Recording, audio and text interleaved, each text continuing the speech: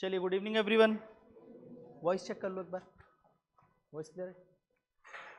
सो test आप ने दे दिया है। आज जो टेस्ट था वो था मेगा टेस्ट, ठीक है। सो आज हम लोग इस मेगा टेस्ट के बारे में बात करेंगे, जो टेस्ट नंबर 1 था, इसके पेपर के बारे में कुछ बेसिक डिस्कशन के साथ स्टार्ट करेंगे। पहली बात तो पेपर कैसा था? मज़ा आया? हाँ, पेपर ऐसे होना चाहिए, पेपर ऐसा नहीं होता। इसके पहले मैं देख रहा था कुछ लोग 180, 170, 90 पहुंच जा रहे थे, ठीक है। आज 70, 80, 90 में है सेम पर्सन 70, 80, 90 पे होगा। खैर कोई बात नहीं। इट इज़ नॉट कि पेपर टफ है, पेपर को समझना था, ठीक है ना। पेपर इतना ऐसा नहीं था कि बस थ्रो कर दिया आपके सामने। पेपर में ऐसी बहुत सारी चीज़ें थी जिसको आपको जानना पड़ेगा। पेपर कभी भी ऐसा नहीं होना चाहिए जो कुछ सिखा के ना जाए। लास्ट ईयर CGPSC का पेपर हुआ, कुछ लोगों का फ्रंट जब होता है ना फर्स्ट टाइम टॉक, तो पहली बार बात कर रहे, सर मैंने 90 क्वेश्चन किया है, सर मैंने 95 किया है करके तो गए थे। कट ऑफ कितना गया था? 110 नंबर। तो ओवरऑल 55-60 क्वेश्चन भी सफिशिएंट थे उस पेपर के लिए। तो पेपर ऐसे ही आता है। अब यहाँ पर 2-3 चीज़ों को बहुत अच्छे से था कि पेपर का जो सॉल्व करोगे तो सॉल्व करने की आपकी स्ट्रेटेजी क्या होगी, ये बहुत इंपॉर्टेंट था। आज आपको सबसे पहले स्ट्रेटेजाइज करना थी किस क्वेश्चन को छोड़ना है, किस क्वेश्चन को सॉल्व करना है, किस क्वेश्चन को अटेम्प्ट करना पड़ेगा, मजबूरी है हमारी। तो ये सब चीज़ समझ के इस पेपर को बहुत एनालिसिस बेस करना था। दूसरी बात, कई लोगों को मैंने देखा कि वो 1 घंटे या सवा घंटे पे ही पेपर हो गया सोचकर निकल लिए यहाँ से, वो सीरियस होकर नहीं आए एग्जाम देने। इस पेपर को सॉल्व करने के लिए 2 घंटे भी कम पड़ सकते थे अगर आप सच में एक एक क्वेश्चन को प्रॉपर तरीके से रीड करते और जाते तो। और 2 घंटे तक जो बैठता उसको क्वेश्चन ज़्यादा बनते, क्योंकि वही चीज़ रिकॉल होता। आगे आके बैठो, ठीक है, क्योंकि वही चीज़ आपको बार बार वहाँ पर रिकॉल हो रहा होता। तो पेपर में ऐसे बहुत सारी चीज़ें थी, जो चीज़ कुछ नया भी था आपके लिए, कुछ आपके ऑलरेडी पढ़े हुए चीज़ भी थे। और जिस तरीके से PSC एक सरप्राइज के साथ हर साल आता है, जब भी आप PSC का पेपर दोगे तो उसमें एक सरप्राइज होता है, 10-12 क्वेश्चन का वो सरप्राइज लेके आता है कि ये कहाँ से आया और क्यों आया, और ये आया तो यार हमसे कैसे छूट गया ये छोटी सी चीज़ें। तो वैसा बहुत सारा सरप्राइज इसमें डाल के रखा था मैंने, कि आप पढ़ कर तो आए थे टॉपिक में, लेकिन वो एक सिंगल फैक्ट को आप छोड़ कर आए थे, मैंने उसी को पूछा है, ठीक है ना। ये भी एहसास आपको हुआ होगा।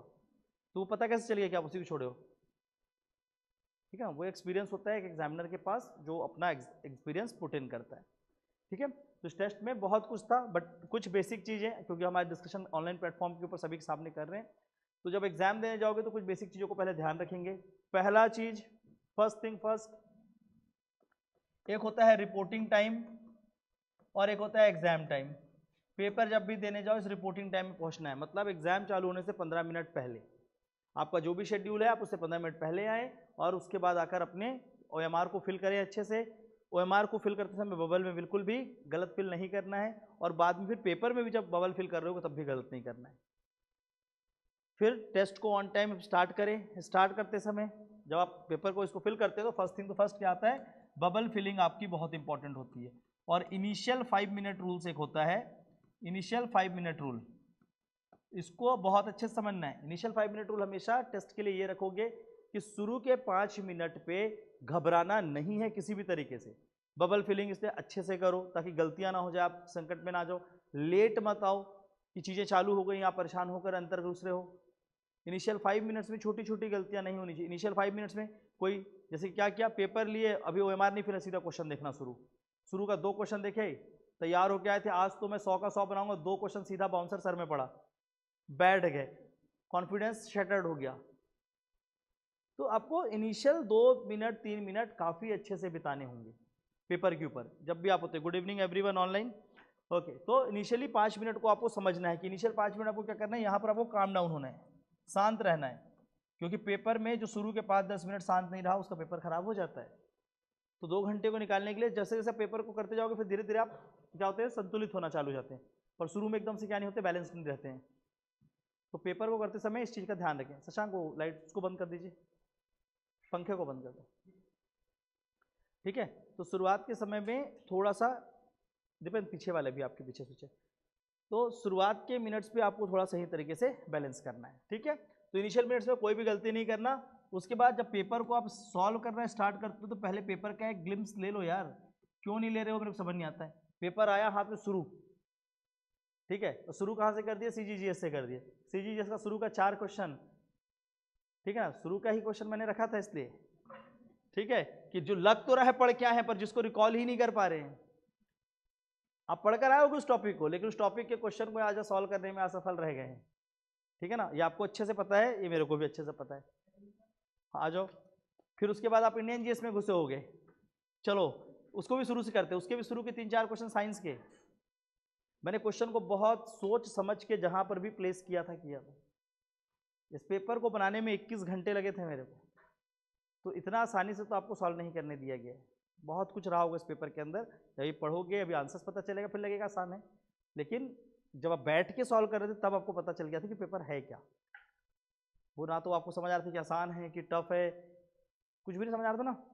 लग तो रहा था पढ़े हैं, लेकिन फिर लगता था कि नहीं पढ़े, ठीक है। पेपर ऐसा ही आता है। ऑन द एग्जाम डे होगा क्या, एक रात पहले पढ़े हुआ, 2 रात पहले पढ़ा हुआ, 3-4 क्वेश्चन आएगा, आपको अच्छा लगेगा कि ये मैं पढ़ के गया था, पर ओवरऑल जो पेपर होता है ना वो बैक नॉलेज से निकलता है। पुराने नॉलेज जो होते हैं आपके पास, जो लंबा एक अध्ययन होता है उससे पेपर निकलता है। तो आपको एक लॉन्ग टाइम स्टडी के ऊपर बिलीव करना है और उस बेसिस पे ये एग्जाम क्लियर होगा। और ऐसी छोटी छोटी गलती की होगी, बहुत सारी माइनर मिस्टेक्स, क्योंकि हड़बड़ी में थे, बहुत ज़्यादा या तो एक्साइटेड थे या बहुत ज़्यादा डरे हुए थे, 3 ही चीज़ हो सकता है। जब तीनों चीज़ को हटा के काम डाउन होकर सोचते कि इस पेपर को मेरे को बेहतर करना है, तब आप बहुत सारी छोटी चीज़ों को पढ़ कर गए होते। जैसे एग्रीकल्चर सेक्टर और प्राइमरी सेक्टर में अंतर होता है, लोग एग्रीकल्चर सोच के प्राइमरी मार के गए हैं। कृषि और प्राथमिक जो क्या है दोनों में फ़र्क है। प्राथमिक का हिस्सा है कृषि, और उसके साथ साथ मिनरल को भी जोड़ते हैं, माइनिंग को, तो डेटा बदल जाएगा, उसको टिक मार के चले गए हैं कई लोग। अभी दिखेगा आगे, अभी आगे मैं वही बोलूँ ना कि बहुत जलील होना बच्चा है, अभी तो बस शुरुआत नहीं किया मैंने, ठीक है, अभी तो पहला क्वेश्चन में भी नहीं आया हूँ। तो क्या करना है आपको, अच्छे से पेपर को 2-2.5 घंटा जो होता है, 2 घंटे का समय, उसको बहुत अच्छे से मैनेज करना है, हड़बड़ी नहीं करना है। उसके बाद क्वेश्चन बाय क्वेश्चन चलिए, जो क्वेश्चन आपसे बन रहा है कोशिश करिए, जो बन रहा है उसको फ्रंट हैंड में राइट मार के टिक करिए, ठीक है ना। उसके बाद जो नहीं बन रहा है, जिसमें आपको लगता है कि डाउट है, उसको आप सर्कल कर लीजिए कि हाँ इसको मैं दोबारा रिविजिट करूंगा, देखूंगा, और जो क्वेश्चन लग रहा है कि आपके रेंज के ही बाहर है उसको कट कर दीजिए। और इससे क्या होगा कि पेपर आपके आसान तरीके से सॉल्व हो जाएंगे, ठीक है। तो हड़बड़ी बिल्कुल नहीं करना है, पेपर को एक एक करके देखना है। अब इसके बाद क्वेश्चन को सॉल्व करने के बहुत सारे टेक्निक्स हैं जो ऑलरेडी मैंने पहले के डिस्कशन में सिखाया है, तो वो सब अप्लाई करना था यहाँ पे। अब आते हैं क्वेश्चन बाय क्वेश्चन, इस पेपर को अच्छे से सॉल्व करते हैं यहाँ पर, ठीक है, मिलकर। तो क्वेश्चन नंबर 1, पहले तो हम छत्तीसगढ़ सेक्शन से स्टार्ट करेंगे।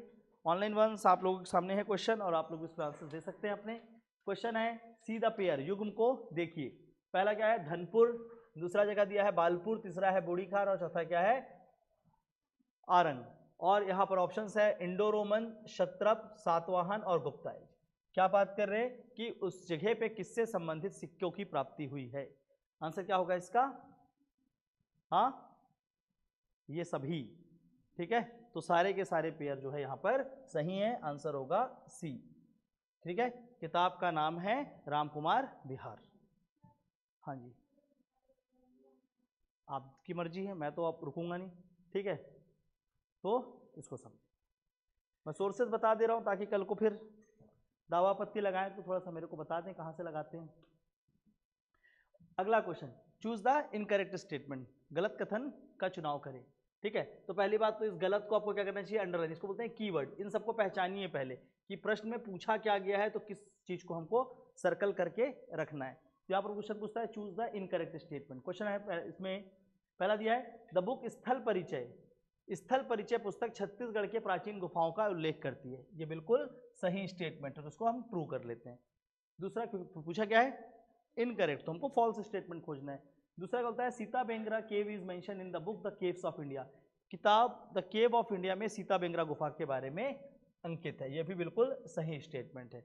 तीसरा स्टेटमेंट बोलता है Babu Rewaram wrote the book Ratanpur का इतिहास, बाबू रेवाराम के द्वारा रतनपुर की इतिहास पुस्तक लिखी गई है। यह भी क्या है, एक सही स्टेटमेंट है। डी स्टेटमेंट बोलता है Moreshwar Dikshit was associated with the finding of Satavahana inscription in Sirpur, Moreshwar Dikshit का संबंध सिरपुर के सातवाहन अभिलेख से है, ठीक है ना। नहीं, सिरपुर से तो है, सिरपुर का उत्खनन मोरेश्वर दीक्षित नहीं किया है, पर वहां पर सातवाहन का कुछ भी प्राप्त नहीं हुआ है, ठीक है। तो आंसर क्या होगा इसका, अब कई लोगों ने ये देखा होगा कि हाँ मोरेश्वर दीक्षित सिरपुर में तो होगा, तो ऊपर के किसी को टिक कर देते हैं, ठीक है ना। ऐसा नहीं होता है क्वेश्चन पेपर सॉल्व, आपको 100% नॉलेज होना चाहिए। और ये जो दूसरा लाइन मैंने बोला कि हाँ मोरेश्वर दीक्षित सिरपुर वाले हैं, इसको सोच के कई लोगों ने इसको नहीं लिया है आंसर, पर एग्जैक्ट लाइन नहीं पढ़े थे, ठीक है। तो ऐसी गलती एग्जाम पे नहीं करना, जो पढ़ा है उसको देखेंगे। क्वेश्चन नंबर 3, ये काफी आसान क्वेश्चन था, ये तो सबसे बन गया होगा, ठीक है। देख लेते हैं, मैच द फॉलोइंग है, यहाँ पर कुछ तीर्थ स्थल छत्तीसगढ़ के और उसके साथ साथ संबंधित जिलों के बारे में लिखा हुआ है। तो सबसे पहले क्या दिया है वहाँ पर, नसिया तीर्थ, दूसरा क्या है केदार तीर्थ, तीसरा है सदानी दरबार और चौथा क्या है कबीर तीर्थ। तो सबसे पहले देखो कवर्धा, कवर्धा में क्या है कबीर तीर्थ, तो ए का क्या होगा 1, और ए का 1 कहाँ पर है, बी और सी में, सॉरी ए का क्या होगा 4, ए का होगा 4, तो बी और सी में ही हो सकता है। तो इसको पूरा आप पहले क्या करो कट कर दो, ठीक है। उसके बाद डी का 1 होगा, ये पक्का है, तो डी का 1 है, उसको देखने की जरूरत ही नहीं है। अब आपका ऑप्शन क्या बच रहा है 2 और 3 से, तो 2 और 3 को बस देखो, अगर 2 और 3 में एक भी पता है तो आपका आंसर हो जाएगा। तो 2 पे पहले देखते हैं मुंगेली, मुंगेली में क्या है केदार तीर्थ, तो 2 यहाँ पर आ रहा है, ये इसका आंसर बी होगा। तो क्वेश्चन में आपको टाइम भी बचाना है, ये नहीं कि चारों को इधर उधर कर रहे हैं, अभी किए होंगे ना, इधर से पहले लगाता हूँ उधर से, क्वेश्चन में समय भी बचाओगे। समय कैसे बचेगा, ऐसे ही ऑब्जेक्टिवली सोचना है कि कितना आसान हम इस ऑप्शन को कर सकते हैं। मैंने क्या किया, जैसे मेरे पास 4 आया तो मैंने 2 को कट कर दिया, फिर उसके बाद क्या किया, यहाँ पर कॉमन खोजा, कॉमन क्या था दोनों में 1, तो वो तो डेफिनेटली सही लगा होगा। बचा क्या, इन दोनों से मेरा आंसर आएगा, तो मैं केवल उस पर नजर रखूँ जिससे मेरा आंसर आएगा, बजाय बाकी चीज़ों पर ना रखूँ। इससे टाइम बचेगा और टाइम बचने के साथ साथ चीज़ें आसानी से हो भी पाएंगी। ये क्या हो रहा है, स्ट्रीमिंग रुक गया है क्या, स्ट्रीमिंग तो हो रहा है।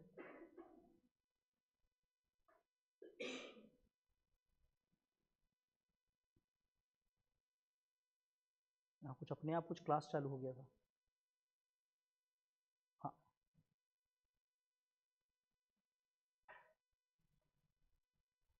ठीक है, ये क्लियर हुआ।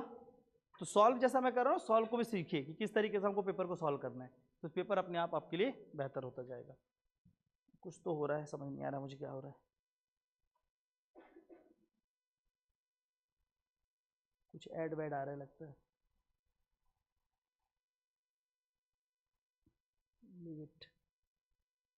चलिए अगला देखते हैं। नेक्स्ट क्वेश्चन आते हैं क्वेश्चन नंबर 4 पे।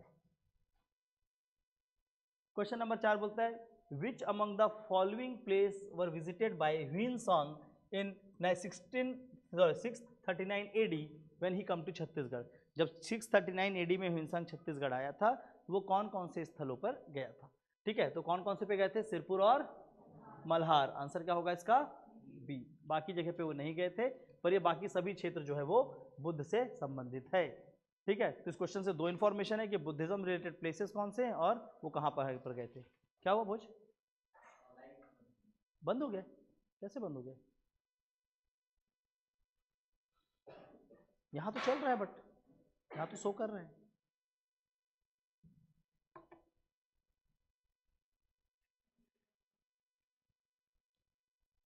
उस पर जाना तो उसको एक काम करना, उसको मोनेटाइजेशन को ऑफ करो, तो ऐसा कुछ है क्या।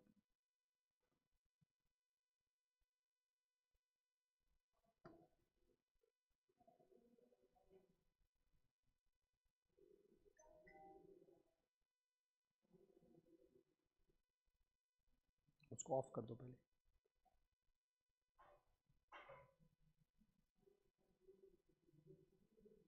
रिकॉर्डिंग को मत करना, कंप्लीट को डालना फिर। चलिए नेक्स्ट क्वेश्चन देखते हैं। क्वेश्चन नंबर 4 क्लियर हुआ। Now come to question number 5।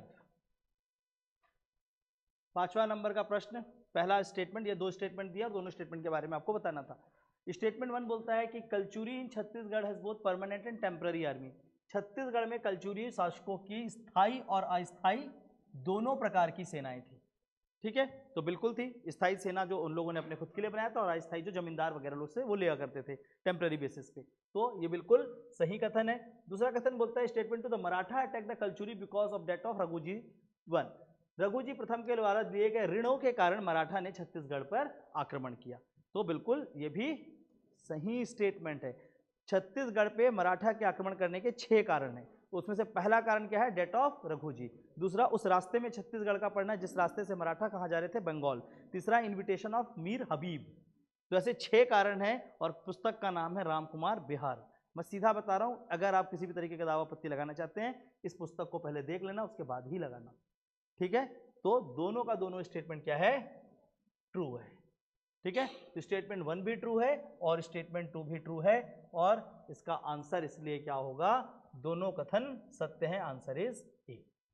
Please study the book called Ramkumar Bihar. वहां पर छत्तीसगढ़ में मराठाओं के आक्रमण के कई कारण दिए गए हैं, ठीक है। वो नहीं पढ़ेंगे तो इसके बाद, इस डिस्कशन के बाद आपको एक एक्सप्लेनेशन आएगा, उस एक्सप्लेनेशन को जरूर पढ़ लेना, वहां पर सब कुछ लिख कर दे दिया है मैंने, ठीक है। आगे बढ़ते हैं।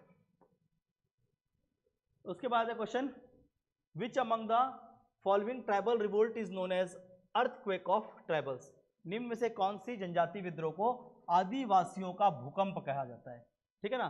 तो भूम मतलब होता है भूमि और काल मतलब भूकंप, तो भूमकाल को बोलते हैं आदिवासियों का भूकंप। आंसर होगा बी, भूमकाल, ठीक है। तो इसके आते हैं क्वेश्चन नंबर 6 की ओर। ये एक मैच द फॉलोइंग क्वेश्चन है, हाँ सॉरी क्वेश्चन नंबर 7 की ओर आते हैं। एक मैच द फॉलोइंग क्वेश्चन है, तो इस क्वेश्चन को पहले समझते हैं। यहाँ पर अलग अलग ब्रिटिश के टाइम पे आए हुए जो उनके कैप्टन्स थे उनके नाम है, और दूसरी तरफ क्या लिखा हुआ है, छत्तीसगढ़ में उनके द्वारा किए गए परिवर्तन, ठीक है। जिसमें सबसे फेमस क्या होता है आपको पता है कि छत्तीसगढ़ की राजधानी किसने बदली थी, एग्न्यू ने। तो सिंपल सा एक चीज तो पता ही था, एग्न्यू ने छत्तीसगढ़ की राजधानी को रतनपुर से रायपुर किया। पहले तो उसको सबसे पहले मैच करो, बी का 1 कहाँ पर है, बी का 1 इस पे है और बी का 1 इस पे है। ये दोनों आंसर हो सकते हैं क्या, नहीं हो सकते। पहले इसको आप कट डाउन कर दो। अब उसके बाद देखते हैं ए का 2 यहां भी है, ए का 2 यहां भी है, मतलब ए पक्का क्या है, 2 है, ये तो फिक्स है। जो भी आंसर है वो सी और डी से आएगा, तो आपको सी और डी का नॉलेज होना चाहिए, ठीक है।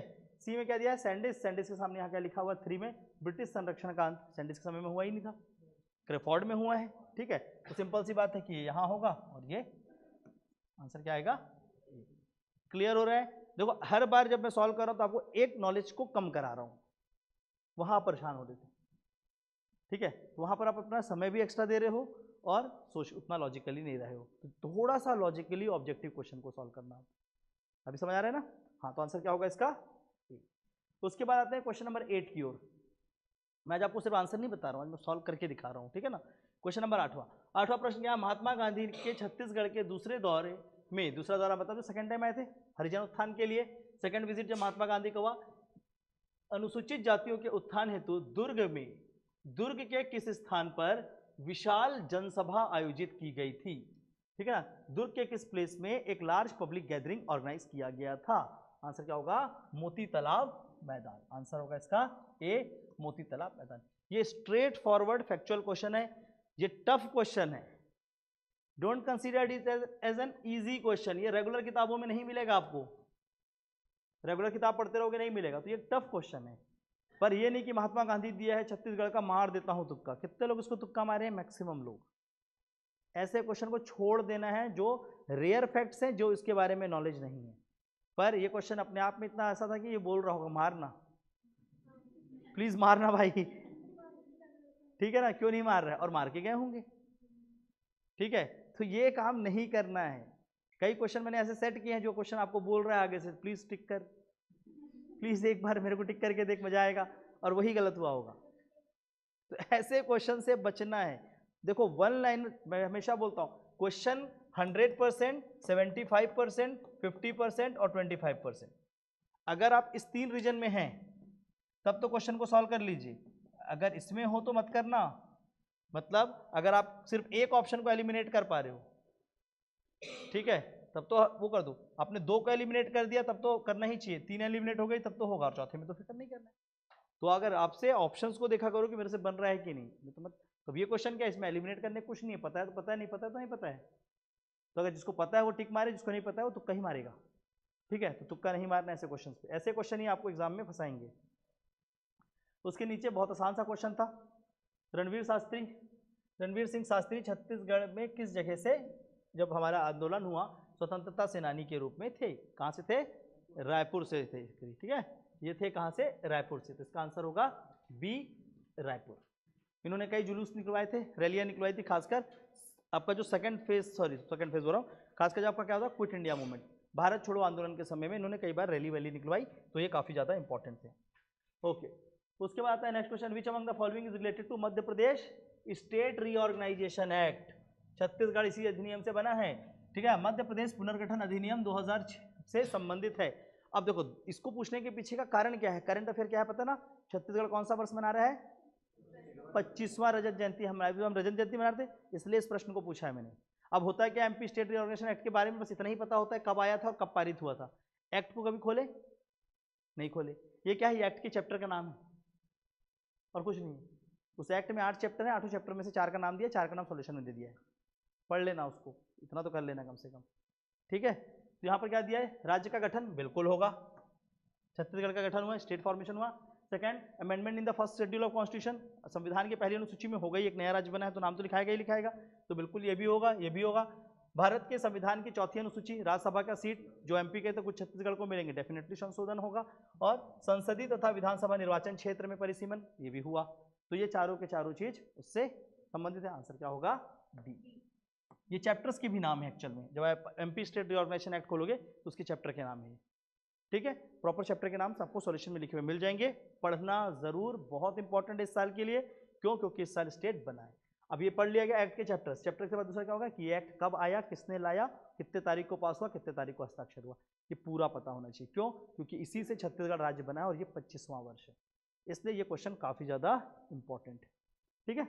आगे बढ़ते हैं, which among the following with respect to the GSDP at constant rate, सकल राज्य घरेलू उत्पाद स्थिर दर के संदर्भ में देखें, ठीक है ना। जीएसडीपी को आपको कांस्टेंट रेट के साथ बताना। अब देखो यहाँ पर क्या लिखा है, प्राथमिक, द्वितीय और तृतीयक, पर यहाँ पर जो ऑप्शंस दिए गए हैं ये वाले 5.38 और 8.54, ये ऑप्शंस जो है उसमें 8.3 ये जो है ना, ये वाला ऑप्शन ये किसका है, कृषि, एग्रीकल्चर का, प्राइमरी का नहीं है, प्राथमिक। और इसको थोड़ा सा समझ लेना, प्राइमरी जो बोलते हैं जिसको प्राथमिक बोलोगे उसमें क्या होगा, एग्रीकल्चर और जो माइनिंग है, ठीक है ना, खनन उत्खनन और कृषि, ये एक साथ जुड़े होते हैं, मतलब जिसको बोलते हैं प्राथमिक कार्य, जो सीधा किससे करते हैं, प्राकृतिक संसाधनों पे होता है, नेचुरल रिसोर्सेज पे।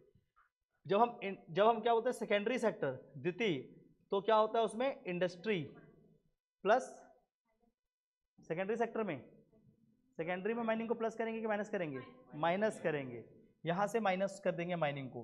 पर जब हम इंडस्ट्री बोलेंगे केवल, तो माइनिंग क्या होगा उसमें, इंक्लूड होता है। इसको अच्छे से समझना, इसको लिख कर दिया है सॉल्यूशन में, तो उसके हिसाब से बनेगा, ठीक है। और इस तरह के क्वेश्चन कई लोगों ने सॉल्व नहीं किया होगा आज तक, तो भी बता देता हूँ, इसमें कुछ नहीं करना होता, आपको 3 चीज़ों को मिलाना है, ठीक है। तो हमेशा क्या होगा, इन तीनों को आपको देखकर सॉल्व करना होता है, यहाँ से सॉल्व नहीं, यहाँ से सॉल्व होता है, ठीक है। पर अब आंसर अगर देखेंगे जैसे 2B और 2 होगा सेक्शंस का आंसर, तो आंसर क्या होगा, सी। तो 2 क्या है, द्वितीय सेक्टर कितना था 7.10 और उसका टोटल ग्रोथ कितना है 36.74, तो इसका आंसर क्या होगा, क्लियर है। ये कृषि क्षेत्र का योगदान है, ठीक है, ना कि प्राथमिक क्षेत्र का। कई लोग ऐसे मारे होंगे, कृषि का इतना है और उसके बाद कंट्रीब्यूशन तो इतना है, मार दो टिक। तो ये वाला गलती किसने किया है, प्राथमिक को कृषि मानकर। ये देखो डेटा तो याद था पर गलत हो गया, अंडरस्टैंडिंग की बात है ना, इसको आप लोगों ने देखा नहीं होगा ठीक से, या पढ़े होंगे तब समझे नहीं होंगे। तो कृषि क्षेत्र और प्राथमिक क्षेत्र में अंतर है, ठीक है। आज गलती यहाँ कर लियो, अच्छी बात है। कई लोग डर रहे हैं कि पेपर टफ है, ये टफ नहीं है पेपर, पेपर तो एकदम रेगुलर क्वेश्चन पूछा हूँ, सॉल्व करने का तरीका नहीं पता है, और अगर इस चीज़ को सीख लोगे तो एग्जाम में आपके लिए फायदा हो जाएगा, ठीक है। इसमें मैंने ना जब कुछ का सॉल्यूशन होगा उसमें ना 5 घटक दिए हैं, कृषि का कितना है, एग्रीकल्चर का कितना है, एग्रीकल्चर का कितना है, इंडस्ट्री का कितना है, मिनरल का कितना है, सॉरी मिनरल नहीं, इसका टर्शरी का कितना है, उसके फिर अलग से दिया है आपको प्राइमरी का कितना है, सेकेंडरी का कितना है। ये डेटा पूरा सॉल्यूशन में बना के दिया है, सॉल्यूशन को जरूर पढ़ लेना, वहाँ से सारा याद हो जाएगा, ठीक है। आगे बढ़ते हैं। ये क्वेश्चन कई लोगों का इसलिए गलत हो गया क्योंकि उनको अंडरस्टैंडिंग नहीं थी। अब आप बोलोगे कि सर ये क्वेश्चन नहीं आना चाहिए, पेपर टफ हो गया, तो ठीक है नहीं देते, इससे कुछ नहीं बदलेगा, खुश होने के लिए पेपर नहीं देना है।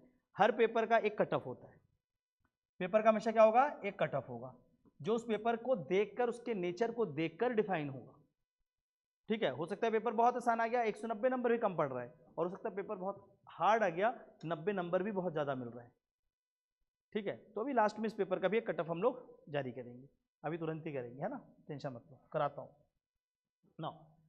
The growth rate and contribution, यहाँ दो चीजों को पूछा गया है। पहला तो क्या पूछा गया है, ग्रोथ रेट वृद्धि दर, और दूसरा योगदान, ठीक है ना। दो चीजें यहाँ पर पूछी गई, योगदान के बारे में पूछा गया और वृद्धि दर, किसमें, राज्य के सकल घरेलू उत्पाद में किसका मिनिमम सबसे कम रहा, ठीक है ना। तो सबसे कम, न्यूनतम, यहाँ दोनों चीज को बताना था। तो वृद्धि दर सबसे कम किसमें था, हाँ, रेलवे और, जस्ट अ सेकेंड मैं इसमें भी क्वेश्चन को कर लूँ।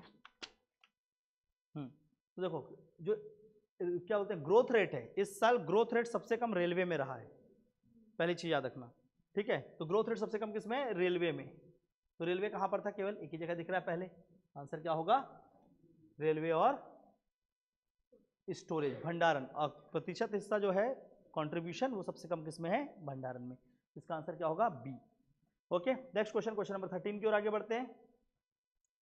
According to the economic survey 24-25 the state own revenue share in the total revenue receipt is, आर्थिक सर्वेक्षण 24-25 के अनुसार राज्य की अपनी राजस्व हिस्सेदारी कुल राजस्व प्राप्तियों में कितनी है। रेवेन्यू रिसीट में पूछा गया है, राजस्व प्राप्तियों में छत्तीसगढ़ का अपना राजस्व प्रतिशत कितना रहा है, कितना रहा है, 54.33। आंसर होगा बी, 54.33%। मेक श्योर इसको अच्छे से याद कर लेना, ये डेटा एग्जाम के लिए काफी ज्यादा इंपॉर्टेंट होगा। ये क्वेश्चन तो सबसे बन गया होगा, easiest question of this paper, इस पेपर का सबसे आसान क्वेश्चनों में से एक है। राज्य की प्राथमिक कृषि साख समितियों की कुल संख्या कितनी है, कितना है अभी वर्तमान में, 2058। इकोनॉमिक सर्वे का ये डायरेक्ट डेटा है 2058। उसके बाद आगे बढ़ते हैं, क्वेश्चन नंबर 15।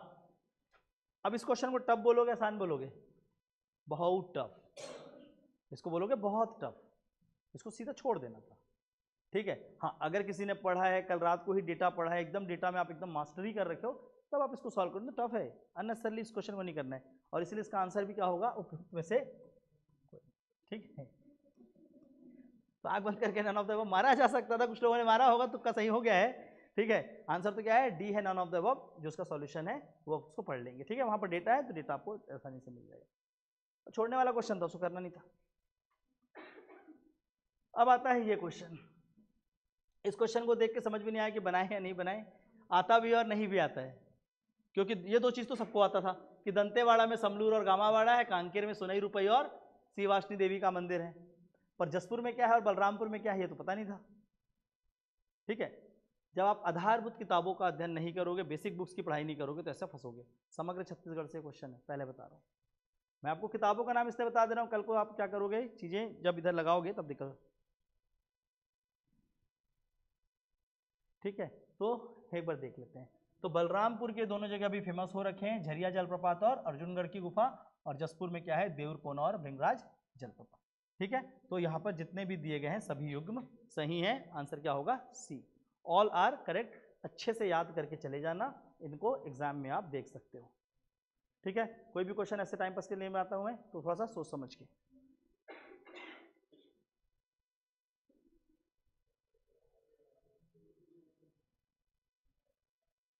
अब आते हैं question number 17। Which among the following temple has all three style, नागर, द्रविड़ एंड वेसर आर्किटेक्चर। वो कौन सा मंदिर है छत्तीसगढ़ का जिसमें नागर, द्रविड़ और वेसर तीनों ही तरह की शैलियां देखने को मिलती हैं। उसका आंसर क्या होगा, यहाँ पर ऑप्शन क्या है, ओनाकोना मंदिर बालोद, शिव मंदिर चिंगतराई, राजीव लोचन मंदिर राजिम, गंडेश्वर महादेव सिरपुर, ठीक है। इसमें से आंसर क्या होगा, शिव मंदिर चिंगतराई, आंसर होगा इसका बी। सोर्स एलन वर्मा, किताब का नाम है एलन वर्मा। मैं पुस्तक के साथ बात कर रहा हूँ, अगर कोई इधर उधर से मेरे को कोई भी दावा पत्ती लगाएगा तो मैं बता दे रहा हूँ, ठीक है, ताकि फिर कल को बोलो ना। इसलिए बोल रहा हूँ 21 घंटे लगे हैं, ठीक है। तो आप जितना किताब पढ़ने की सोचते हो उतना मैं अध्ययन कर लेता हूँ, तब जाके पेपर बनता है, ठीक है। तो प्लीज़ चीज़ों को अच्छे से समझिए, ओके। इसके बाद ये क्वेश्चन लगभग छोड़ने वाला क्वेश्चन था, इसको भी कभी नहीं देखे थे। क्वेश्चन कहाँ से आया है, समग्र छत्तीसगढ़ से, ठीक है। बट इस क्वेश्चन को करना चाहिए था, नहीं करना चाहिए था, तो मुश्किल है, बहुत मुश्किल क्वेश्चन है, तो छोड़ देना इसका सबसे बड़ा सॉल्यूशन था। बट स्टिल अब क्वेश्चन आया है तो पूछ लेते हैं। Which among the following is associated with गड़ा गौरी गढ़ शीतला यक्ष शक्तिपीठ, ठीक है ना। गाड़ा गौरी गढ़शीला शक्तिपीठ जो कांकेर में है, उससे कौन कौन से क्षेत्र संबंधित हैं। तो जोगी गुफा बिल्कुल वहीं पर है, ठीक है ना, गढ़माड़िया देव वो भी वहीं पर है, गढ़ हिंगलाज भी वहीं पर है, और पंचफूल वृक्ष जो है ये सब कुछ वहीं पर है। वहाँ पर क्या नहीं है, खूंटी घाट। तो 5 को आप एलिमिनेट करते हैं 5 को, तो आंसर क्या आ जाता है ए। पर ये क्वेश्चन किसी से नहीं बनने वाला। अब एक आध तुक्के में बना लिया हो सही तो बात अलग है, एलिमिनेशन लगाकर कुछ कर लिया हो तो बात अलग है, या बहुत डीपली किसी ने पढ़ा है तो उससे ये बन जाएगा, या हो सकता है कि वो कोई जगह पे गया हो, कोई कांकेर का हो, वहाँ चला गया हो तो बात अलग है। ठीक है, तो बाकी लोग से बन पाना है मुश्किल था, तो टफ क्वेश्चन है। तो अभी तक देखो एकदम टफ क्वेश्चन कितने बता दिए मैंने, 4-5 बता दिए। छोड़ना था इनको करना नहीं था, और बाकी को सॉल्व करना था। इसके बाद आते हैं नेक्स्ट क्वेश्चन, क्वेश्चन नंबर 19 की ओर। Which among the following is tribal practice, which among the following tribe practice दीवारी शिफ्टिंग कल्टीवेशन। ये तो बहुत आसान है। दीवारी स्थानांतरित झूम कृषि कौन करते हैं, इनमें से कोरवा जनजाति के लोग। तो आंसर क्या होगा, ए कोरवा। बहुत आसान सा क्वेश्चन है। Next question, Amakhai is the special festival of which tribe. Amakhai किस जनजाति की विशेष पर्व है। बनाते तो बहुत सारी जनजाति के लोग, लेकिन विशेष रूप से वो आमाखाई को मनाते हैं। तो इनमें से कौन सी जनजाति है, गोंड, परजा, कोरवा या उराव। नवाखाई या नुआखाई गोंड की है, और आमाखाई परजा की है। इसको अच्छे से ध्यान रखना। आंसर क्या होगा, परजा। ठीक है, इसमें आंसर होगा परजा, और गोंड के लिए क्या है, नुआखाई बोलते हैं जिसको, या नवाखाई बोलते हैं, वो गोंड जनजाति का है, और आमाखाई परजा जनजाति का।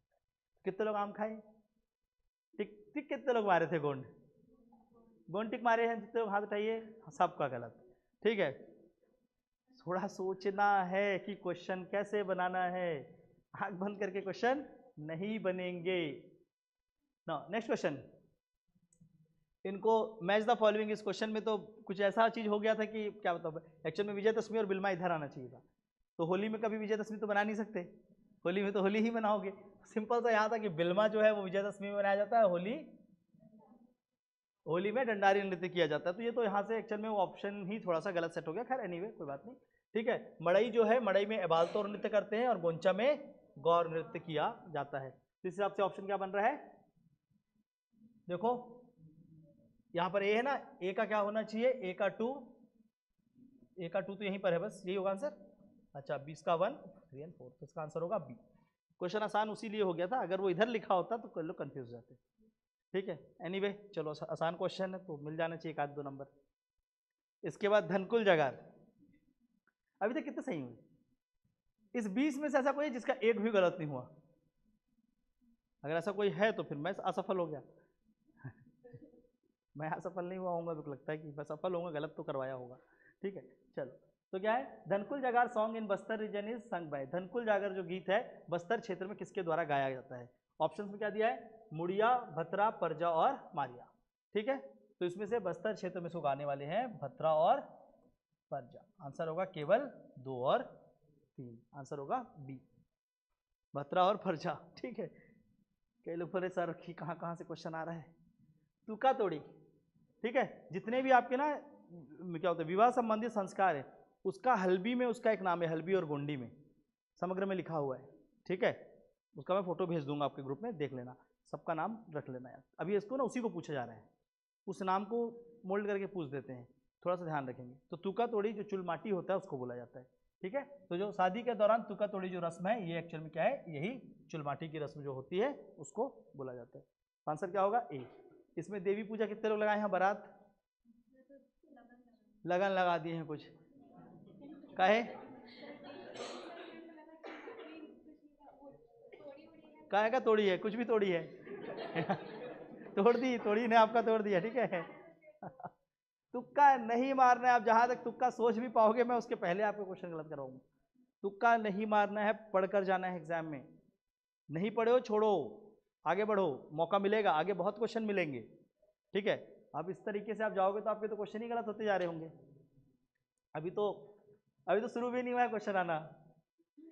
ठीक है, किसका चुलमाटी बताया, तो पहले बेंच में बैठे हो। ठीक है, ओके। निम्नलिखित कथन पर विचार करें।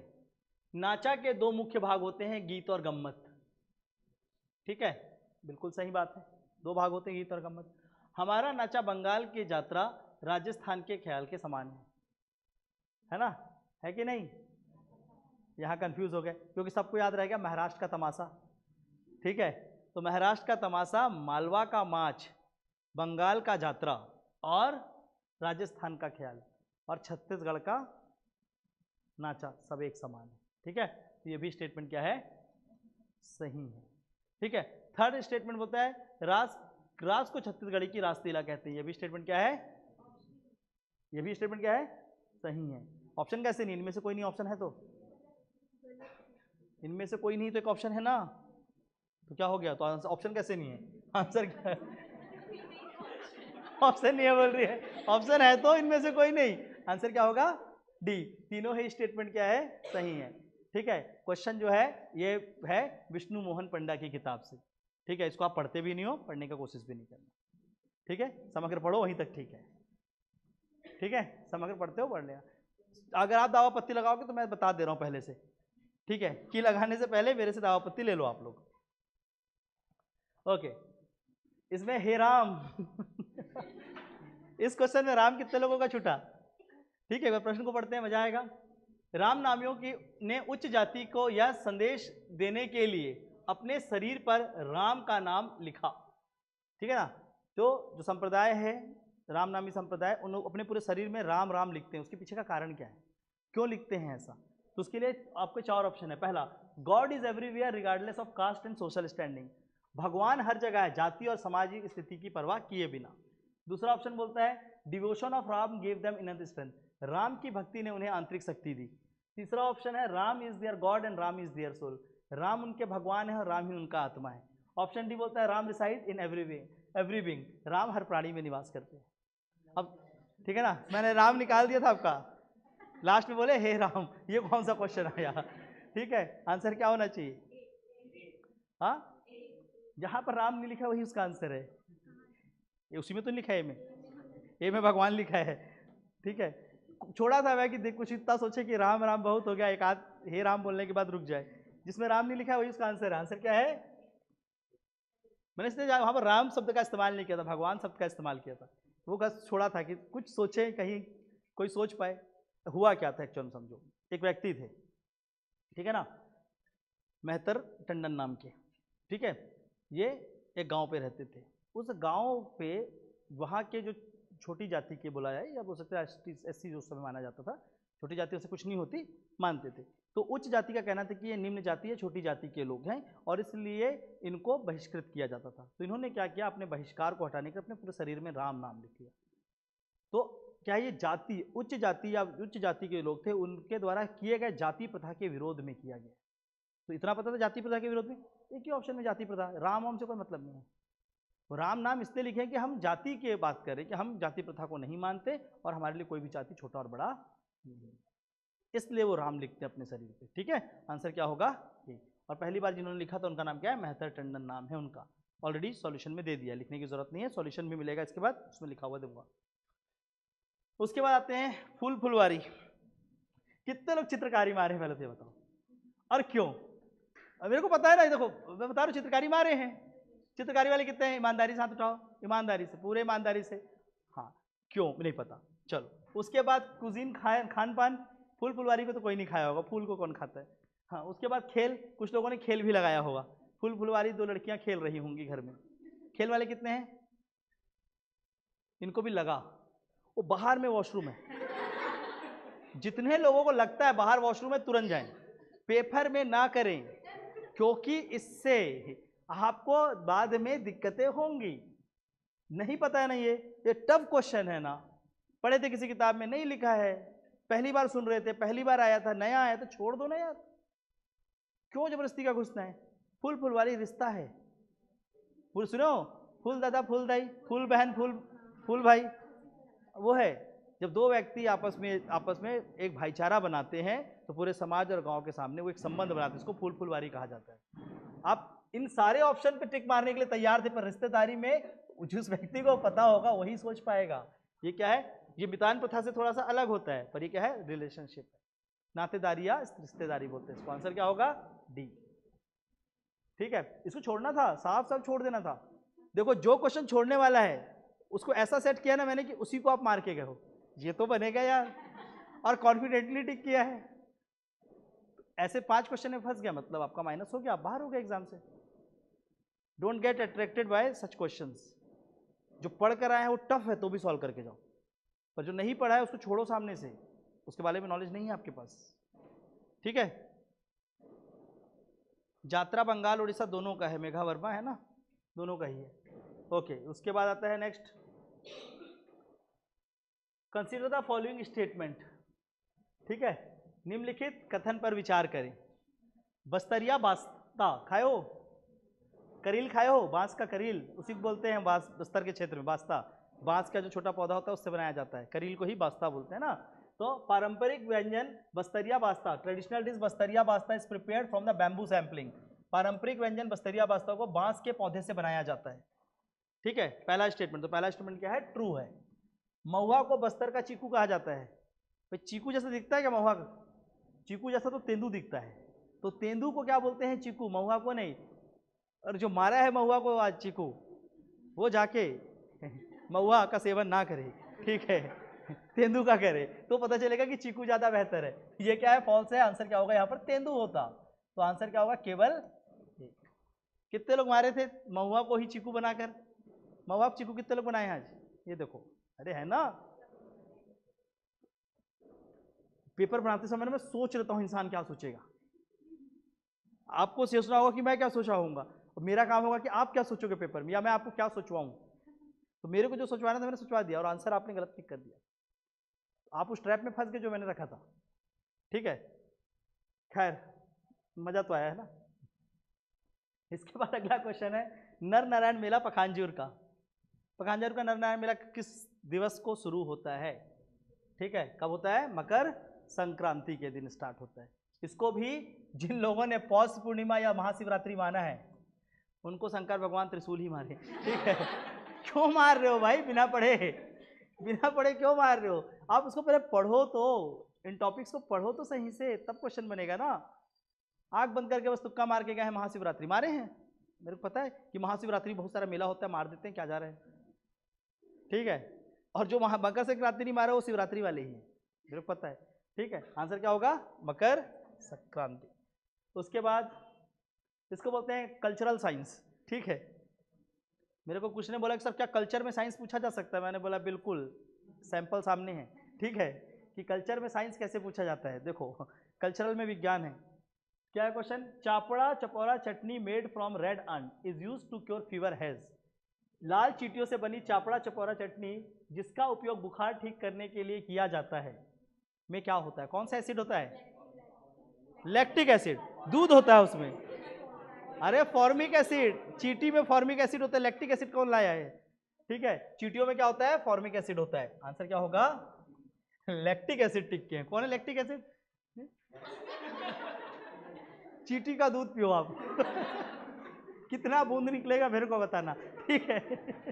ये तो चींटी में लैक्टिक एसिड लेकर आ रहे हो, लैक्टिक एसिड तो दूध में होता है, चींटियों, साइंस कमजोर है तो भी छोड़ो ना, तो साइंस कमजोर नहीं है, इस क्वेश्चन को छोड़ दो, क्वेश्चन देखने में बड़ा मजेदार, बता ना, जो क्वेश्चन देखने में मजेदार है, जो खींच रहे अपने तरफ, और आप मार के ही गए हो, वही क्वेश्चन टफ है।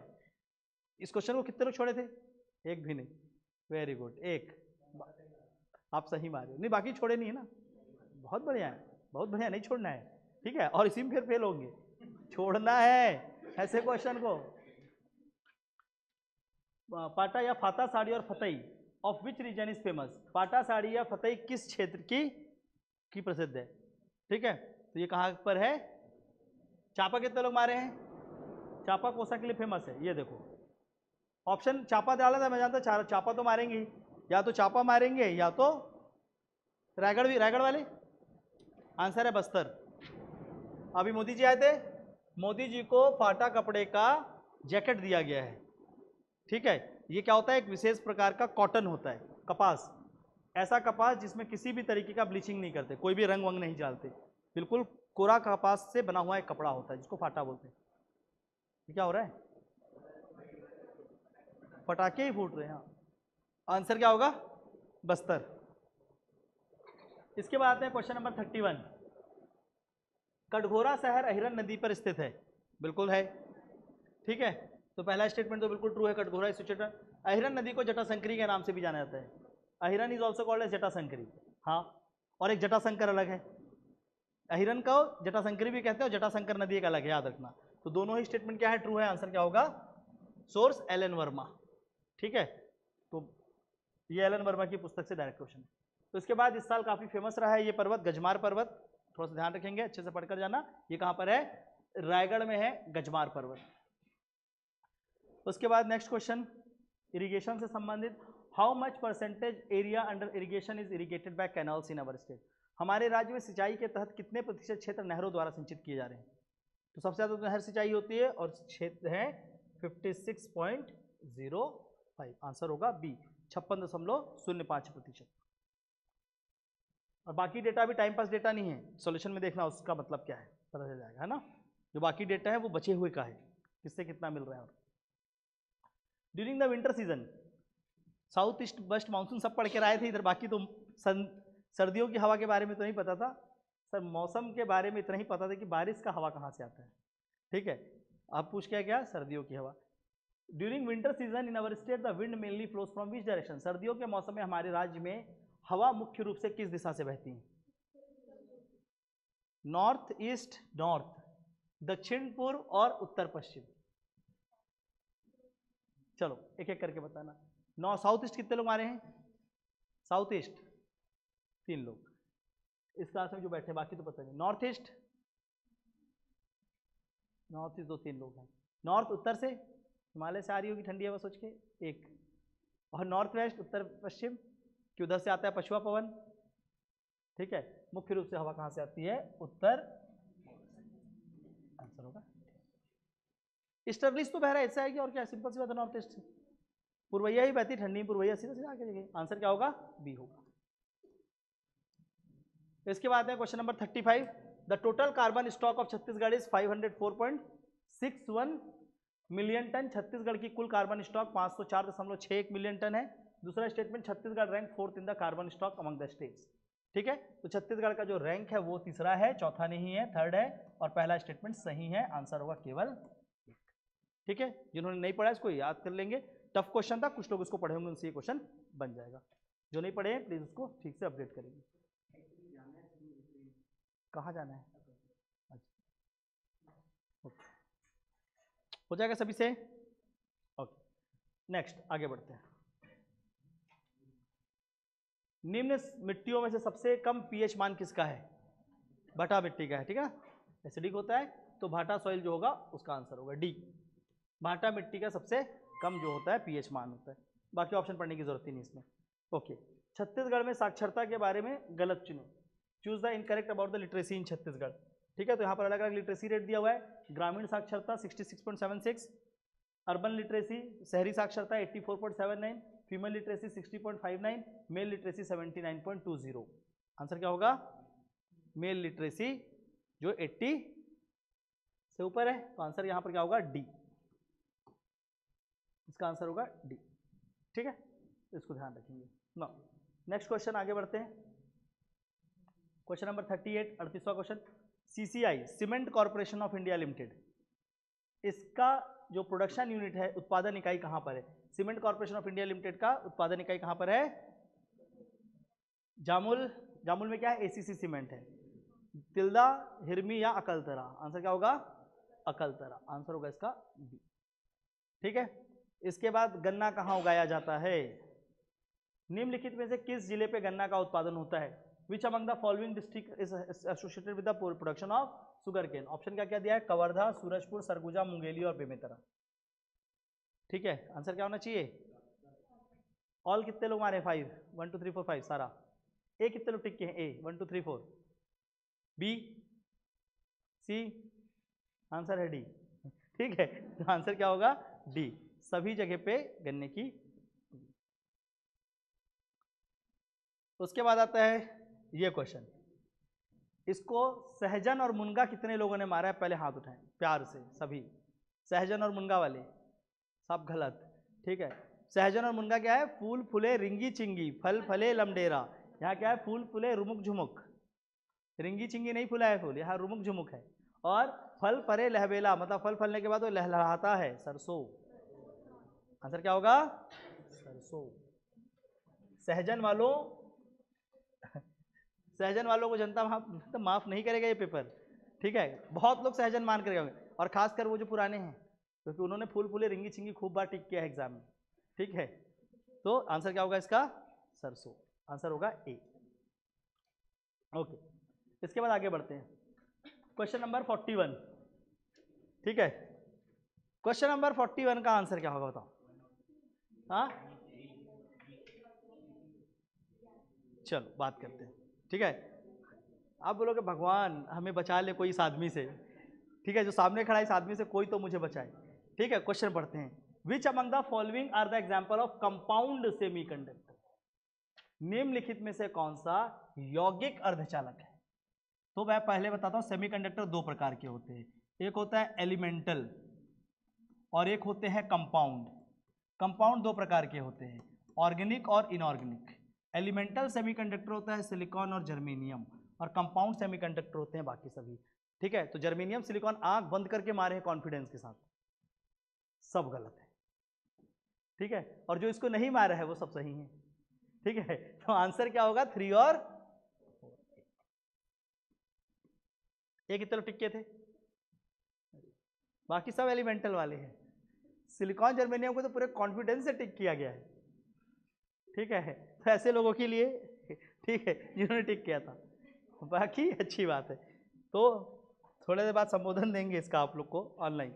चलो इसका आएगा question number 42, methanogens which produces methanol, और उसका सोर्स क्या है? एनसीईआरटी क्लास 12 फिजिक्स बुक का सेमीकंडक्टर चैप्टर, उसका पहला दूसरा लाइन है, यही बता दो कहाँ से बनाया गया है? एनसीईआरटी की पुस्तक से क्वेश्चन।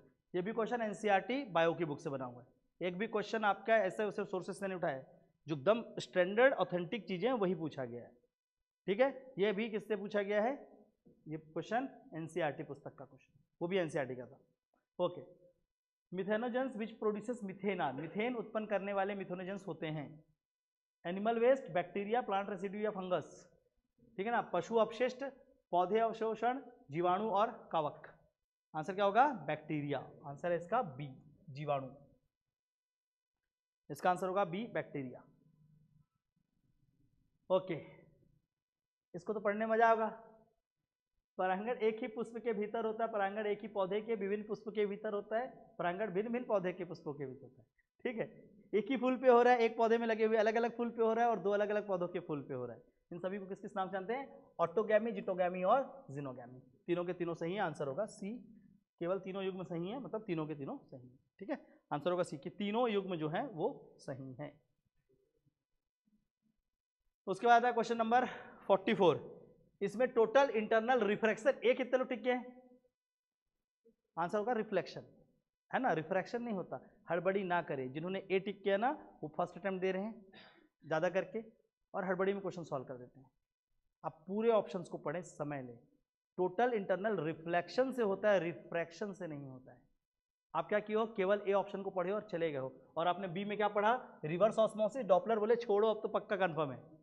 मैंने बताया था आपको, जब भी ए लगता है तो ए नहीं होता, डी होता है, ये रूल बताया था।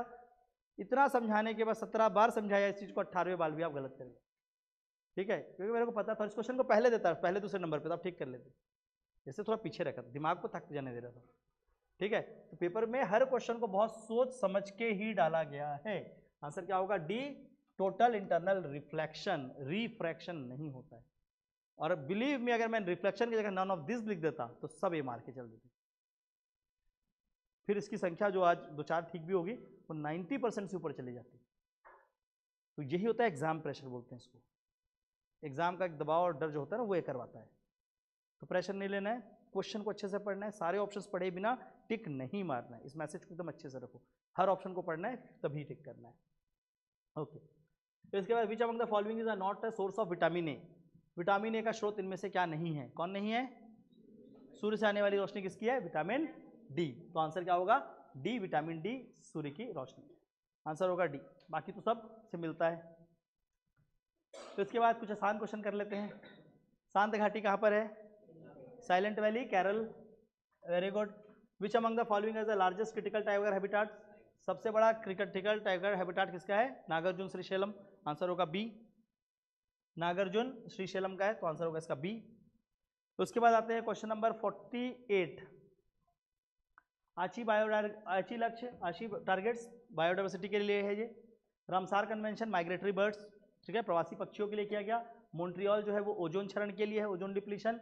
और रेड प्लस जो है वो बागों के लिए नहीं है, वो है एफॉरेस्ट्रेशन के लिए, विवनकीकरण के लिए, ठीक है ना, वनों को उगाने के लिए। इसी से बना है कैंपा। कैंपा पढ़ते हैं आप लोग, तो कैंपा इसी के से बना हुआ है। आंसर क्या होगा? D, red plus. ये बाघ संरक्षण के लिए नहीं है, बाघ के लिए है CATS, साइट्स बहुत सारे हैं बाघ के लिए अलग अलग, ठीक है। हाँ,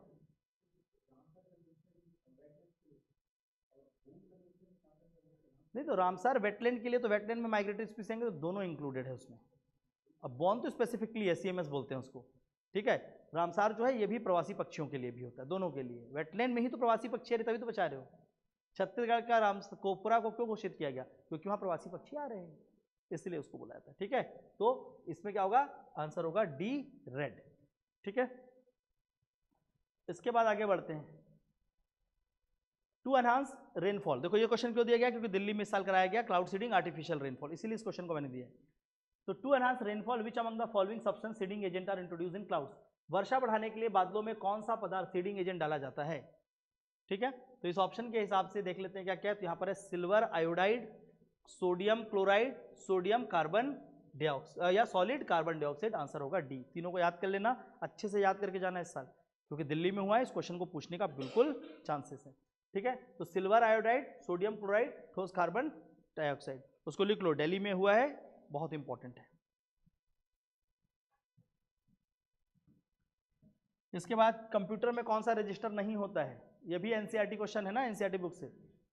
विच among the following register are not in computer, या कौन सा होता है, सॉरी, ठीक है। तो एक्यूमुलेटर रजिस्टर बिल्कुल होते हैं, ठीक है। उसके बाद प्रोग्राम काउंटर रजिस्टर ये भी होते हैं, डेटा रजिस्टर ये भी होते हैं, मेमोरी बफर रजिस्टर ये भी होते हैं। डेटा प्रोसेसिंग रजिस्टर ऐसा नाम का कोई भी रजिस्टर नहीं होता है, ठीक है। तो क्या होगा? 1 2 3 4, आंसर होगा इसका डी। 5 नहीं होता है, आंसर होगा इसका डी।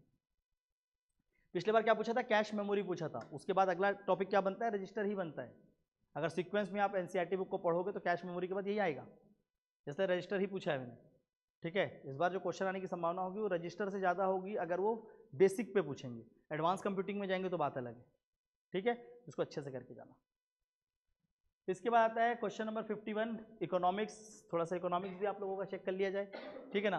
तो क्या है यहाँ पर? NNP इक्वल टू, अब देखो अभी तक क्या नहीं आया? पॉलिटी नहीं आया, आपका दिमाग थक चुका है, और पढ़ के आते हैं पॉलिटी। हमें जिसकी तलाश थी वही पेपर में नहीं दिख रहा है, और है वो, और सबसे ज़्यादा क्वेश्चन पॉलिटी की है, पता है। क्वेश्चन का सेटिंग वैसे किया था क्या है, आपको सेट कर दूँ ठीक है, उसके बाद पॉलिटी दूंगा, फिर आपसे पॉलिटी नहीं बनेगा, क्योंकि माइंड एग्जॉस्ट हो चुका है, थक चुके हो। तो पहले एक स्ट्रेटेजी डिफाइन करनी होगी आपको कि हम क्या पहले सॉल्व करेंगे, किस टॉपिक पे करेंगे, हमने क्या पढ़ा है, कौन सा हमारा स्ट्रॉन्ग पोर्शन है। पेपर को वैसे सॉल्व करने की कोशिश करें। एक एक क्वेश्चन बाय क्वेश्चन आओगे तो एग्जॉस्ट हो जाओगे, बाद में पॉलिटी जैसा एकदम आसान क्वेश्चन नहीं बनेगा, या ज्योग्राफी के क्वेश्चन नहीं बनेंगे। तो आप जो एरिया को पढ़े हो, सोचो ना, देखो ना कहाँ पर है। सब एरिया के क्वेश्चन एक साथ तो रहे, 10 10 क्वेश्चन, 5 5 क्वेश्चन, उठा उठा के सॉल्व करो एरिया। अब जिस सब्जेक्ट में अच्छे उसको पहले सॉल्व करने की कोशिश करिए, ठीक है। जहाँ पर आपको लगता है कि ठीक ठाक हम कर सकते हैं, ठीक है। कोई गुड नाइट लिख रहा है, good night good night sir ji, थक गया लग रहा है। गुड इवनिंग बोलना होता है, नाइट नहीं, ओके एक थक गए लग रहा है। हो गया सर, पूरा गलत है, मैं जा रही हूँ मैं जा रही हूँ, आप देख लो, ठीक है, चलो अच्छी बात है, सो जाइए। ओके, यहाँ पर है question number 51, choose the incorrect one. इनमें से गलत का चुनाव करें, ठीक है ना। नेट नेशनल इनकम बोलते हैं जिसको, GNP माइनस अपक्षय, that is GNP minus depreciation, बिल्कुल सही है। Per capita net national income, net national product by total population, ये भी क्या है? सही है। Third statement disposable income, personal income minus payable taxes minus other deduction, ये भी क्या है? सही है। तो ये भी ट्रू है, ये भी ट्रू है, ये भी ट्रू है। GDP डिफ्लेटर गलत दिया है, ये क्या होगा? जस्ट अपोजिट होगा। Nominal by real, real bye nominal, इसको जस्ट अपोजिट करना है, नॉमिनल बाय रियल और रियल बाय नॉमिनल नहीं होगा, ठीक है। तो आंसर क्या होगा इसका? डी, 51। क्वेश्चन नंबर 52, ये तो मैं आपको अभी से बोल रहा हूँ, ये एग्जाम में आ गया है, आ गया है, बिल्कुल इसको अच्छे से कर लेना, खासकर इसका सॉल्यूशन जो है, ठीक है। इसके किसी भी रूप को पूछ सकता है, एक तो मैंने पूछा, बाकी एग्जाम पे इसको आने की संभावना सबसे ज़्यादा है। MSME जो होते हैं, सूक्ष्म लघु उद्योग, उसका एक नया वर्गीकरण किया गया है बजट में, ये उससे संबंधित है।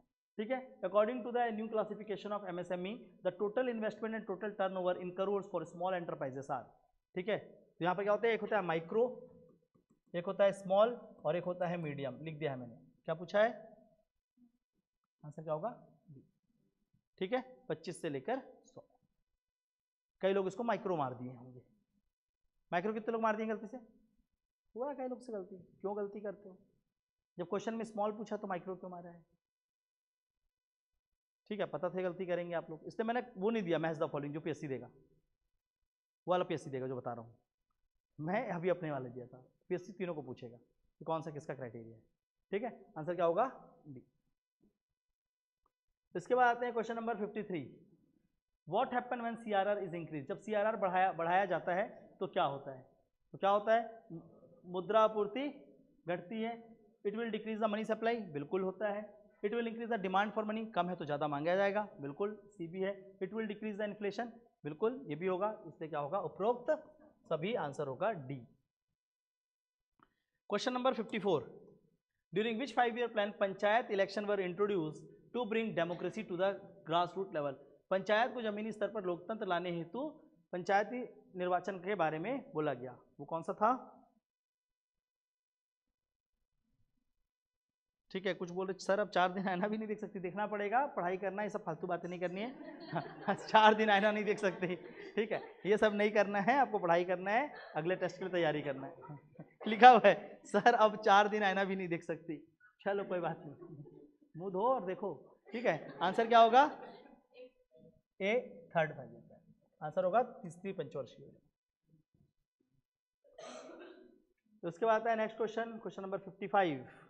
रंगाराजन समिति से संबंधित है। Following about the Rangarajan committee 2012 to 14 and choose the correct one, ठीक है। रंगाराजन समिति से संबंधित जो है ये दोनों के दोनों ही स्टेटमेंट सही है, आंसर होगा सी, बोथ 1 and 2। एक्चुअली याद कर लेना इसको, जो प्रोविजन है। इसके बाद आता है question number 56। Which among the following is not a federal feature of constitution, ये क्वेश्चन में एक्चुअल में नॉट वर्ड नहीं होना चाहिए था, तब ये क्वेश्चन सही होता। इसको काट देंगे, इस क्वेश्चन को कर देंगे विलोपित, ठीक है। इसमें वो नॉट वर्ड के कारण ये ऑप्शंस जो है वो सही नहीं हो रहे, ठीक है। तो क्वेश्चन नंबर 56 को पेपर में से हटा देंगे, यही तो बन रहा था सर इसी को विलोपित कर दिए, चलो अच्छी बात है। Question number 57। समाज के किस वर्ग को विशेषाधिकार न देना तथा बिना भेदभाव सभी को समान अवसर उपलब्ध कराने का सिद्धांत संविधान की प्रस्तावना में किससे संबंधित है। Absence of special privilege to any section of the society and provision of adequate opportunity for all individual without any discrimination is given in the equality, समानता। आंसर क्या होगा, ए, इक्वालिटी, ठीक है। तो उसके बाद क्वेश्चन नंबर 58। सीजीपीएससी का जो प्यार है आर्टिकल पूछने से, तो वैसे ही कुछ ये भी है, ठीक है। तो article number 124 establishment of supreme court, सर्वोच्च न्यायालय की स्थापना से संबंधित है। अनुच्छेद 301 300A संपत्ति का अधिकार, ये भी बिल्कुल सही है, ये ट्रू है, ये भी ट्रू है। अनुच्छेद 80 लोकसभा की संरचना, नहीं ये राज्यसभा की संरचना है, लोकसभा का 81 में है, तो आंसर क्या होगा, सी होगा, और ये भी जो है सही है, ठीक है। तो लोकसभा और राज्यसभा, पहले राज्यसभा आता है फिर लोकसभा आता है, ठीक है। तो आंसर क्या होगा इसका, सी। इसके बाद है question number 59। Question number 59 52nd constitution amendment act, जिसको बोलते हैं दल बदल कानून, उससे संबंधित है, ठीक है। इसमें पहला ऑप्शन बोलता है दल बदल कानून से संबंधित कि इट इंट्रोड्यूस 10th शेड्यूल, इससे 10वीं अनुसूची की शुरुआत हुई, बिल्कुल सही स्टेटमेंट है। इसमें गलत बताना है ना, इनकरेक्ट चूज करना है, ऐसा तो नहीं जो इनकरेक्ट नहीं पढ़ के पहली वाला मार के निकल लिया है, कौन है ऐसा, कोई है तो नहीं क्लास में, इनकरेक्ट को ही नहीं पढ़े, ए आज तो बढ़िया बना है पेपर अभी देख रहे, अच्छा इनकरेक्ट पूछा था, होते हैं ऐसे भी होते हैं, ठीक है, कोई बात नहीं, वैसे वाले लोग थोड़ा देख के पढ़ा करो paper. Second, it applies only to the member of parliament and state legislative assembly, यह केवल संसद और विधायकों पर लागू होता है, बिल्कुल उन्हीं पर होता है। यदि कोई सदस्य स्वेच्छा से दल की सदस्यता छोड़ दे तो वह अयोग्य नहीं होगा। If a member voluntarily give up the party membership can not be disqualified, it can be disqualified, ठीक है। आंसर क्या होगा, सी, यही गलत स्टेटमेंट है, डी जो है वो सही है, तो आंसर क्या होगा, सी। इसके बाद आता है क्वेश्चन नंबर 60, 60वां प्रश्न। विशेष परिस्थिति में राज्य विशेष पर संसद की विधायी अधिकार के संबंध में अनुच्छेद कौन सा है? Which among the following article is related to parliament legislation over the state subject? जब पार्लियामेंट राज्य के विधायिका के ऊपर लेजिस्लेशन कर सकती है उसके स्टेट के सब्जेक्ट के ऊपर, ठीक है। तो आर्टिकल कौन कौन सा है? 249 बिल्कुल है, 252 इसमें भी होता है, 356 इसमें भी होता है, इसमें नहीं होता है, ठीक है। तो ऑप्शन क्या होना चाहिए? 1, 2, ऐसा कोई ऑप्शन है? आंसर क्या होगा? इनमें से कोई नहीं, आंसर होगा डी, ठीक है। Okay, next. ये अमेंडमेंट हुआ था और ये बहुत इंपॉर्टेंट है इस साल के लिए, जो कि अगला क्वेश्चन है। Which among the following are the member of selection committee of chief election commissioner? ठीक है ना, जो हमारे मुख्य निर्वाचन आयुक्त हैं उनको नियुक्त करने के लिए एक समिति बनाई जाती है, उस समिति के सदस्य कौन कौन हैं? तो पहले इसमें चीफ जस्टिस ऑफ इंडिया होते थे, अब उनको हटाकर एक ऐसे कैबिनेट मिनिस्टर को कर दिया गया है जिसको प्राइम मिनिस्टर नॉमिनेट करेंगे, और बाकी दो तो बने हुए हैं। तो आंसर क्या होगा? ए। प्लीज इसको एग्जाम के लिए एकदम अच्छे से पढ़ कर जाना, ठीक है। करंट अफेयर से भी रिलेटेड है और पॉलिटी से भी रिलेटेड है। तो आंसर क्या होगा इसका? ए। इसके बाद है क्वेश्चन नंबर 62, ठीक है। क्वेश्चन नंबर 62, क्वेश्चन नंबर 62 में दिया है question, match the following list 1 and list 2, निम्नलिखित का मिलान करें। 73वां संविधान संशोधन, पंचायती राज अधिनियम, तो एक तरफ इंडियन कॉन्स्टिट्यूशन अमेंडमेंट और एक तरफ पंचायती राज। सर ये भी क्वेश्चन बन सकता था, हम तो नहीं सोच के आए थे, ठीक है, पर मैं सोच के रखा था। तो देखो पेपर भी बनाते समय बहुत कुछ एफर्ट डाला जा रहा है, तो उसको ना खाली मत जाने देना, पेपर आप क्लियर करके आना, ठीक है। तो अच्छे से इसको समझिए, ठीक है। अब इस क्वेश्चन पे 243(1) में क्या है? ग्राम सभा। तो छत्तीसगढ़ में ग्राम सभा कहाँ से दिया गया है? 3 से लेकर 7 पे, ओके। उसके बाद क्या बोल रहा है आपका? आर्टिकल 243 जी में क्या है? शक्तियों के बारे में बताया गया है। तो उनकी शक्ति कहाँ पर दे रखी है? धारा 54 से 61 पे, ठीक है। तो आपका 1 का ए और 2 का बी, पहले तो वही देख लेते हैं, 1A और 2B, तो नीचे वाले दोनों तो कैंसिल ही हो गए। अब आंसर इन दोनों में से ही कुछ होगा, बी होगा कि ए होगा? ठीक है। तो उसके बाद क्या है? 243 के क्या है? निर्वाचन। अब देखो एक टैक्स है और एक क्या है? State election commission. पहले टैक्स आता है कि कमीशन आता है? यही नहीं पता है आप लोगों को, तो आप क्वेश्चन कहाँ से करोगे? पंचायती राज पढ़ के आए थे कि नहीं, बताओ मेरे को आज। हाँ, क्वेश्चन नंबर 62, हाँ बताइए बताइए, ठीक है। ये क्या है? ये ऑडिट है, याद रखना इसको, सेक्शन 129 पंचायत ऑडिट से रिलेटेड है, ठीक है। हमारे पंचायती राज अधिनियम में ऑडिट कहाँ पर दे रखा है? 243 जे में दिया है। तो जे क्या है? ऑडिट है, अंकेक्षण बोलते हैं इसको। और ये क्या है? इलेक्शन, और इलेक्शन हमारे में कहाँ दे रखा है? स्टेट इलेक्शन कमिश्नर, ठीक है। तो आंसर क्या होगा? बी, ठीक है। इस धारा को एग्जाम के लिए पढ़ के चले जाना। सेक्शन 129 एग्जाम के लिए इस साल सबसे इंपॉर्टेंट धारा में से एक है, ठीक है। पंचायत का अंकेक्षण, ऑडिटिंग ऑफ पंचायत, और दूसरा पंचायत का बजट, उसके नीचे पूछा गया। इन दोनों को एकदम अच्छे से करना। छत्तीसगढ़ पंचायती राज अधिनियम में कौन सी धारा पंचायत की बजट और वार्षिक लेखा से संबंधित है? 73। 66 क्या है? पंचायती राज फंड है, और 76 है डिस्ट्रिक्ट पंचायती राज फंड, ठीक है। इसका नाम है पंचायती राज फंड, इसका नाम है जिला पंचायती राज कोष निधि। ये क्या है? ये बजट है, ठीक है। आंसर क्या होगा? 70। ओके, आगे चलते हैं। छत्तीसगढ़ पंचायती राज अधिनियम के अंतर्गत ऑफेंसिव मैटर क्या क्या होते हैं? आपत्तिजनक पदार्थ किसे कहा गया है? तो कई लोग बोल रहे हैं गौ हमारी माता है, इससे काऊ डंक नहीं होना चाहिए, पर ये चारों ही हैं, ठीक है। कितने लोग हैं काऊ डंक को हटाए हैं? गोबर नहीं होगा, ये देखो गोबर तो अच्छा होता है, सूंघो फिर, ठीक है। आंसर क्या होगा? डी होगा। आपको अधिनियम के हिसाब से चलना है, गोबर के हिसाब से नहीं चलना है, ठीक है। आंसर क्या होगा? अब आपने ही मारा है गोबर, तो मैं क्या कर सकता? सर ऐसे क्वेश्चन थोड़ा दर्द दे देते हैं सर। कैसा दर्द भाई? हाँ, कैसा दर्द हो रहा है? क्या चाहते हो, मैं एकदम वो दे दूं फिर आपको गोदना और ये सब एकदम बेसिक बेसिक? वो भी तो है ना पेपर में। पेपर में हर तरह के क्वेश्चन होने चाहिए। पेपर देने आए हो ना आप, ऐसा थोड़ी नहीं किया आप 200 पढ़ के और 100 क्वेश्चन पढ़ के 100 का 100 में दे दिया, फिर किस बात का पेपर है? फिर घर में बैठ के सॉल्व कर लो ऑब्जेक्टिव, नहीं बने तो देख लो आंसर, हाँ ये वाला तो याद है, फिर वही कर लो। टेस्ट पेपर देने आए हो तो टेस्ट का एक कट ऑफ होगा, उसको आपको क्रॉस करना है और उसका एक नेचर होगा, है ना। तो सर दर्द हो कुछ भी हो, इसमें जो बाकी बच्चे परफॉर्म कर रहे हैं आपको उनसे बेहतर परफॉर्म करके जाना है, सिंपल सी बात है। इसके बाद है question number 65, which among the following state was establish before the other mention state, निम्नलिखित में से कौन सा राज्य अन्य राज्य से पहले स्थापित हुआ है? एक आसान सा क्वेश्चन दे दिया था मैंने, ठीक है। आंसर क्या होगा? महाराष्ट्र। तो इनमें सबसे पहले महाराष्ट्र होगा, फिर गोवा होगा, फिर छत्तीसगढ़, फिर तेलंगाना। तो सबसे पहले क्या आएगा इसमें से? महाराष्ट्र। ओके, वो बोल रहे मैंने भी गोबर को कट किया है। आत्मा, आत्मा दिखा, मजा आया सोल देखकर?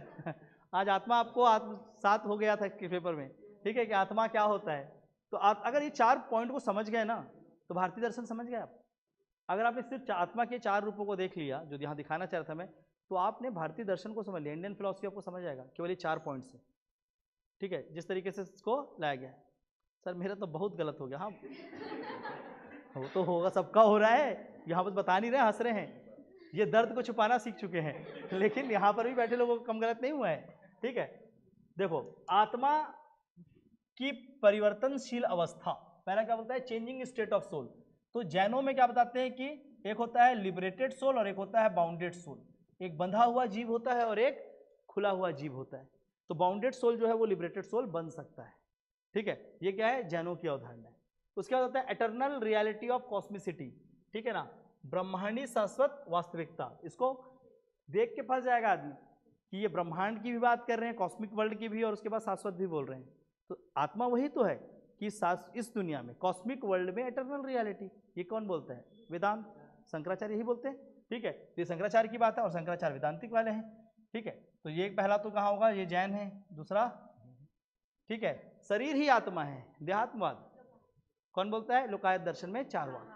देहात्मवाद में, लोकायत दर्शन में चारवाक बोलते हैं शरीर ही आत्मा है और आत्मा निरंतर चेतना है। सोल इज कंटिन्यूस कॉन्शियसनेस, ठीक है ना, हमारी चेतना ही आत्मा है, कोई अलग से आत्मा उत्मा नहीं है। अनात्मवाद, जिसको क्वेश्चन क्या है? बौद्ध दर्शन में दिया गया है, ठीक है। तो इसके हिसाब से आंसर क्या होना चाहिए? सी। तो आत्मा की चारों रूप को समझो, आत्मा दिखेगा, ठीक है, और आंसर क्या होगा इसका? सी। इसके बाद आता है क्वेश्चन नंबर 67। ये क्वेश्चन बहुत आसान क्वेश्चन था, अगर आपने योग, अष्टांग योग को थोड़ा भी ठीक से पढ़ा है, इस क्वेश्चन को जानबूझ के छोड़ना नहीं था, ये आराम से बन जाता। क्या पूछा था? अष्टांग योग में नियम क्या है? तो अष्टांग योग के 8 हैं, पहले तो 8वां आपको पता होने चाहिए थे, ठीक है ना। और उस 8वां में देखो, अब यहाँ पर क्या था, इसमें क्या लिखा हुआ है? देखो, स्वाध्याय, समाधि की तरह, ये समाधि, तो समाधि तो 8 में 1 में आता है, तो नियम का हिस्सा तो हो नहीं सकता। दूसरे में प्राणायाम, ये भी 8 का हिस्सा है, तो ये भी नहीं हो सकता। और तीसरे में है ध्यान, तो ये भी क्या है? बाकी का हिस्सा है, तो इसमें हो नहीं सकता। आंसर क्या होता है? बहुत आसान सा क्वेश्चन, ठीक है। तो उसमें क्या क्या होता है? शौच, संतोष, तप, स्वाध्याय और ईश्वर परिधानम, भगवान की पूजा करना, ठीक है। तो आंसर क्या होगा इसका? क्वेश्चन नंबर 68,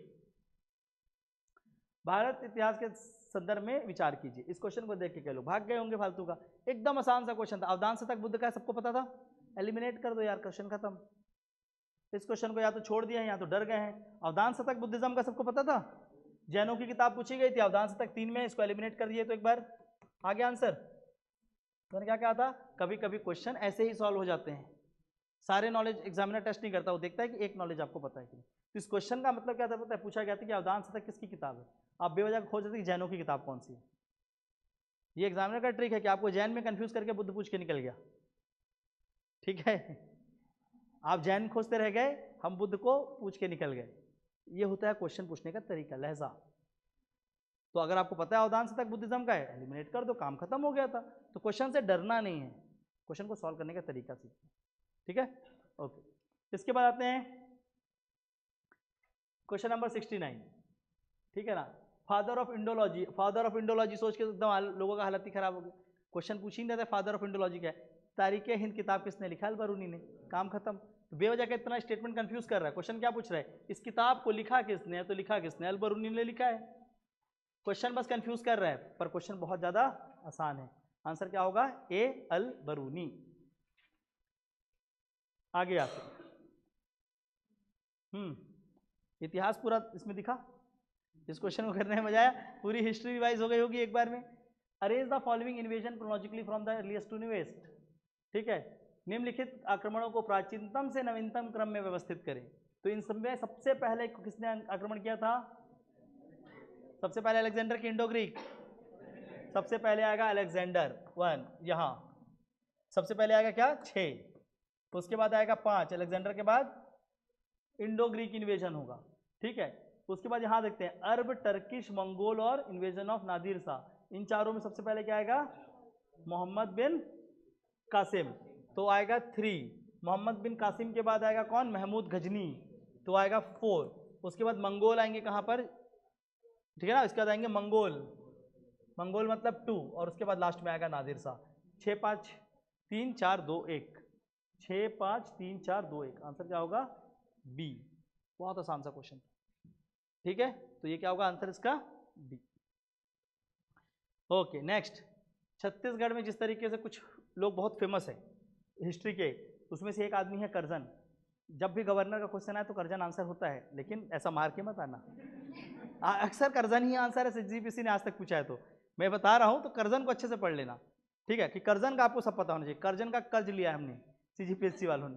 ठीक है, तो करजन को एकदम अच्छे से पढ़ लेना, क्योंकि हमेशा उसका आंसर करजन होता है। इसका भी आंसर करजन है। ठीक है, तो डिपार्टमेंट ऑफ कॉमर्स किसने खोला था? करजन ने खोला था। ठीक है, तो कर्ज लिए थे करजन का, वहीं से कॉमर्स आया। ठीक है, उसके बाद क्वेश्चन नंबर 72। ये क्वेश्चन वो है कि भगवान सब कुछ पढ़ा, बस ये पढ़ना भूल गया।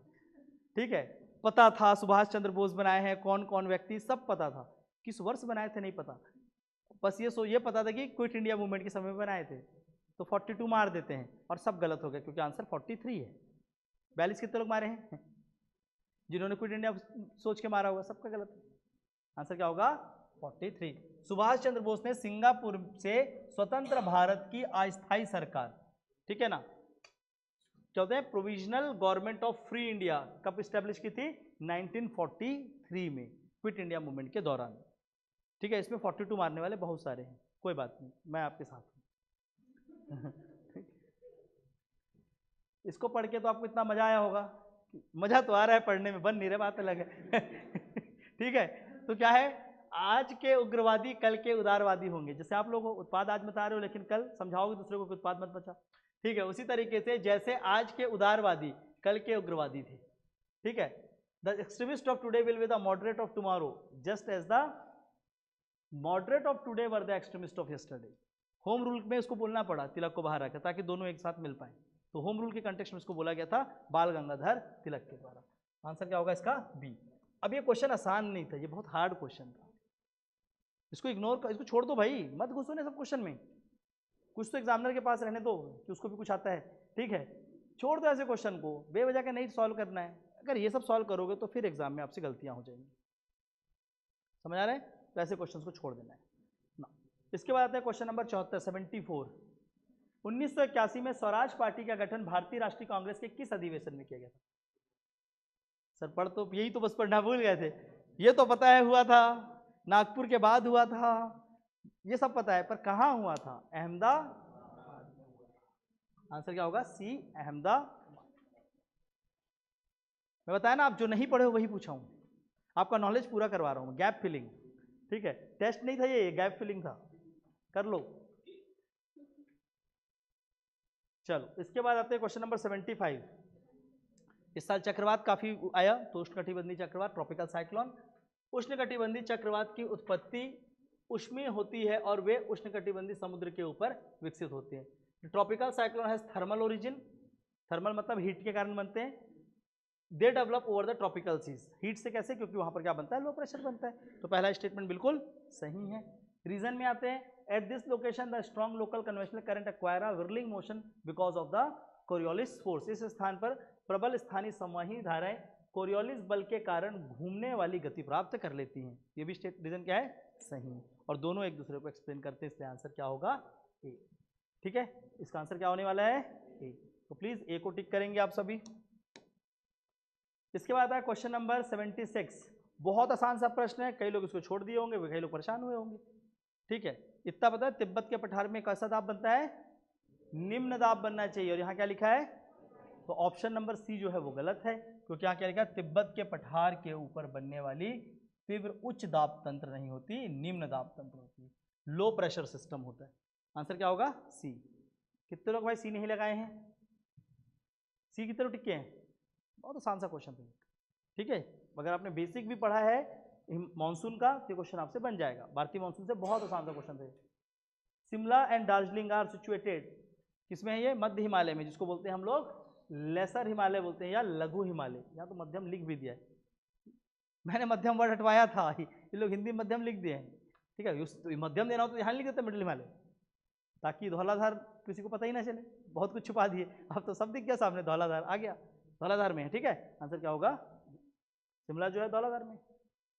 चलो खैर, which is the largest nuclear power plant in India, Bharat का सबसे बड़ा न्यूक्लियर पावर प्लांट कौन सा है अभी फिलहाल, कुडानकुलम, आंसर होगा ए। ठीक है, और सबसे पुराना कौन सा है, तारापुर, ये याद रखना, तो सबसे पहला तारापुर है और सबसे नया जो है, सॉरी सबसे ज़्यादा वाला पावर का है कुडानकुलम, डिटेल उसका मिल जाएगा आपको। Okay, question number 79। Karnataka is the leading producer of manganese, Karnataka manganese का सबसे बड़ा उत्पादक है, अब नहीं, अभी कौन हो गया है, कर्नाटक की जगह उड़ीसा। सेकंड स्टेटमेंट बताइए, यह कडप्पा शैल से संबंधित है, नहीं, ये किसमें मिलते हैं, धारवाड़, तो दोनों के दोनों ही क्या है, गलत है। आंसर क्या होगा, डी, ना तो एक ना तो दो, निदर 1 नॉर 2। उसके बाद है question number 80। Arrange the following year in terms of decadal growth rate highest to lowest, सबसे अधिक से सबसे कम जो 10 की जनसंख्या रही है उसके आधार पर इनको जमाना है। क्या हुआ, देख लो, बार बार क्यों हो रहा है। ठीक है, तो इसको देखते हैं पहले। 11 से 21 सबसे कम रहा है, मिनिमम तो यही रहा है पूरे भारत में, ये मैक्सिमम है। क्या पूछा है इसमें, उच्चतम से न्यूनतम, तो सबसे ज़्यादा क्या है, तो सबसे पहले 2 आना चाहिए और सबसे लास्ट में क्या आना चाहिए, 1, तो ये 2 आ रहे हैं। ठीक है, बाकी दोनों को काट देते हैं, 3 और 4 दोनों में से आपको पता ही होना चाहिए, तो इसके बाद भारत में निरंतर कम हो, 3 में ज़्यादा था, इसमें सॉरी इसमें अब क्या है 81 और 51, तो इसमें से ज़्यादा किसमें था, तो होगा पहले इसमें ज़्यादा था और इसमें उससे कम है, तो आंसर क्या होगा, ये आंसर होगा इसका। बना सभी से, बेसिक क्वेश्चन है, आराम से बन जाएगा। क्वेश्चन नंबर 81, अब यहां से आता है करंट अफेयर के क्वेश्चन। ठीक है, करंट अफेयर, पहला तो नोबेल प्राइज में बस ये याद नहीं कर लेना है केमिस्ट्री का किसको मिला, फिजिक्स का किसको मिला, क्यों मिला ये भी जानना है, क्या खोज की गई थी ये भी तो जानोगे। कितने लोग नोबेल प्राइज में खाली रट दिए किसको क्या मिला, उल्टा सीधा कोड वोड बना के, पर ये नहीं पढ़े हैं कि किस चीज़ के लिए मिला, किस चीज़ के लिए मिला ये भी पढ़ना है। ठीक है, इसका आंसर क्या है, आपको सिखाने के लिए दिया गया था प्रश्न, इसका आंसर होगा डी, उपरोक्त सभी। ठीक है, ऑल ऑफ द अबव, टिक करो फटाक से।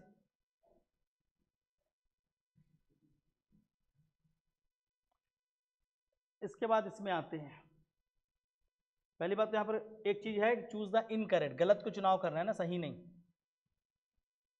सही चुन के भागे होंगे देखना अभी। ठीक है, पहला लाइन बोलता है for the first time world hockey sorry kho kho का जो चैंपियनशिप था वो कहाँ पर हुआ, नई दिल्ली में हुआ है, कब हुआ, 13 से 19 जनवरी 2025, तो पहली बार खो खो यहीं हुआ, बिल्कुल सही है। दूसरा स्टेटमेंट है man kho kho team won the gold medal and female team secure the first runner up position, नहीं, दोनों के दोनों ही क्या जीते थे, गोल्ड जीते थे। तो सेकंड स्टेटमेंट क्या है, फॉल्स है, और पहला स्टेटमेंट ट्रू है, आंसर क्या होगा, जो फॉल्स है, आंसर क्या होगा, केवल 2, क्योंकि गलत पूछा गया है। इसमें सही मार के चल दिए होंगे कुछ लोग, कितने लोग सही मारे हैं गलत की जगह, वेरी गुड, ये गलती एग्जाम में ना करें, है ना, नहीं तो फिर क्या होगा, बड़ा पछताओगे।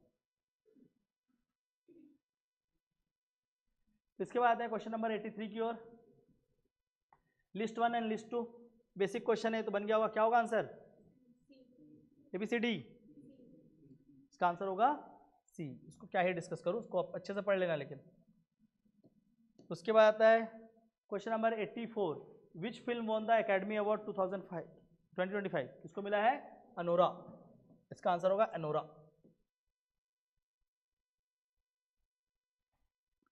Report name design designing a policy for medium enterprises, मध्यम उद्योग के लिए नीति डिजाइन नामक रिपोर्ट किसने दिया है? नीति आयोग। ये नीति आयोग की रिपोर्ट का नाम है, टिक करें।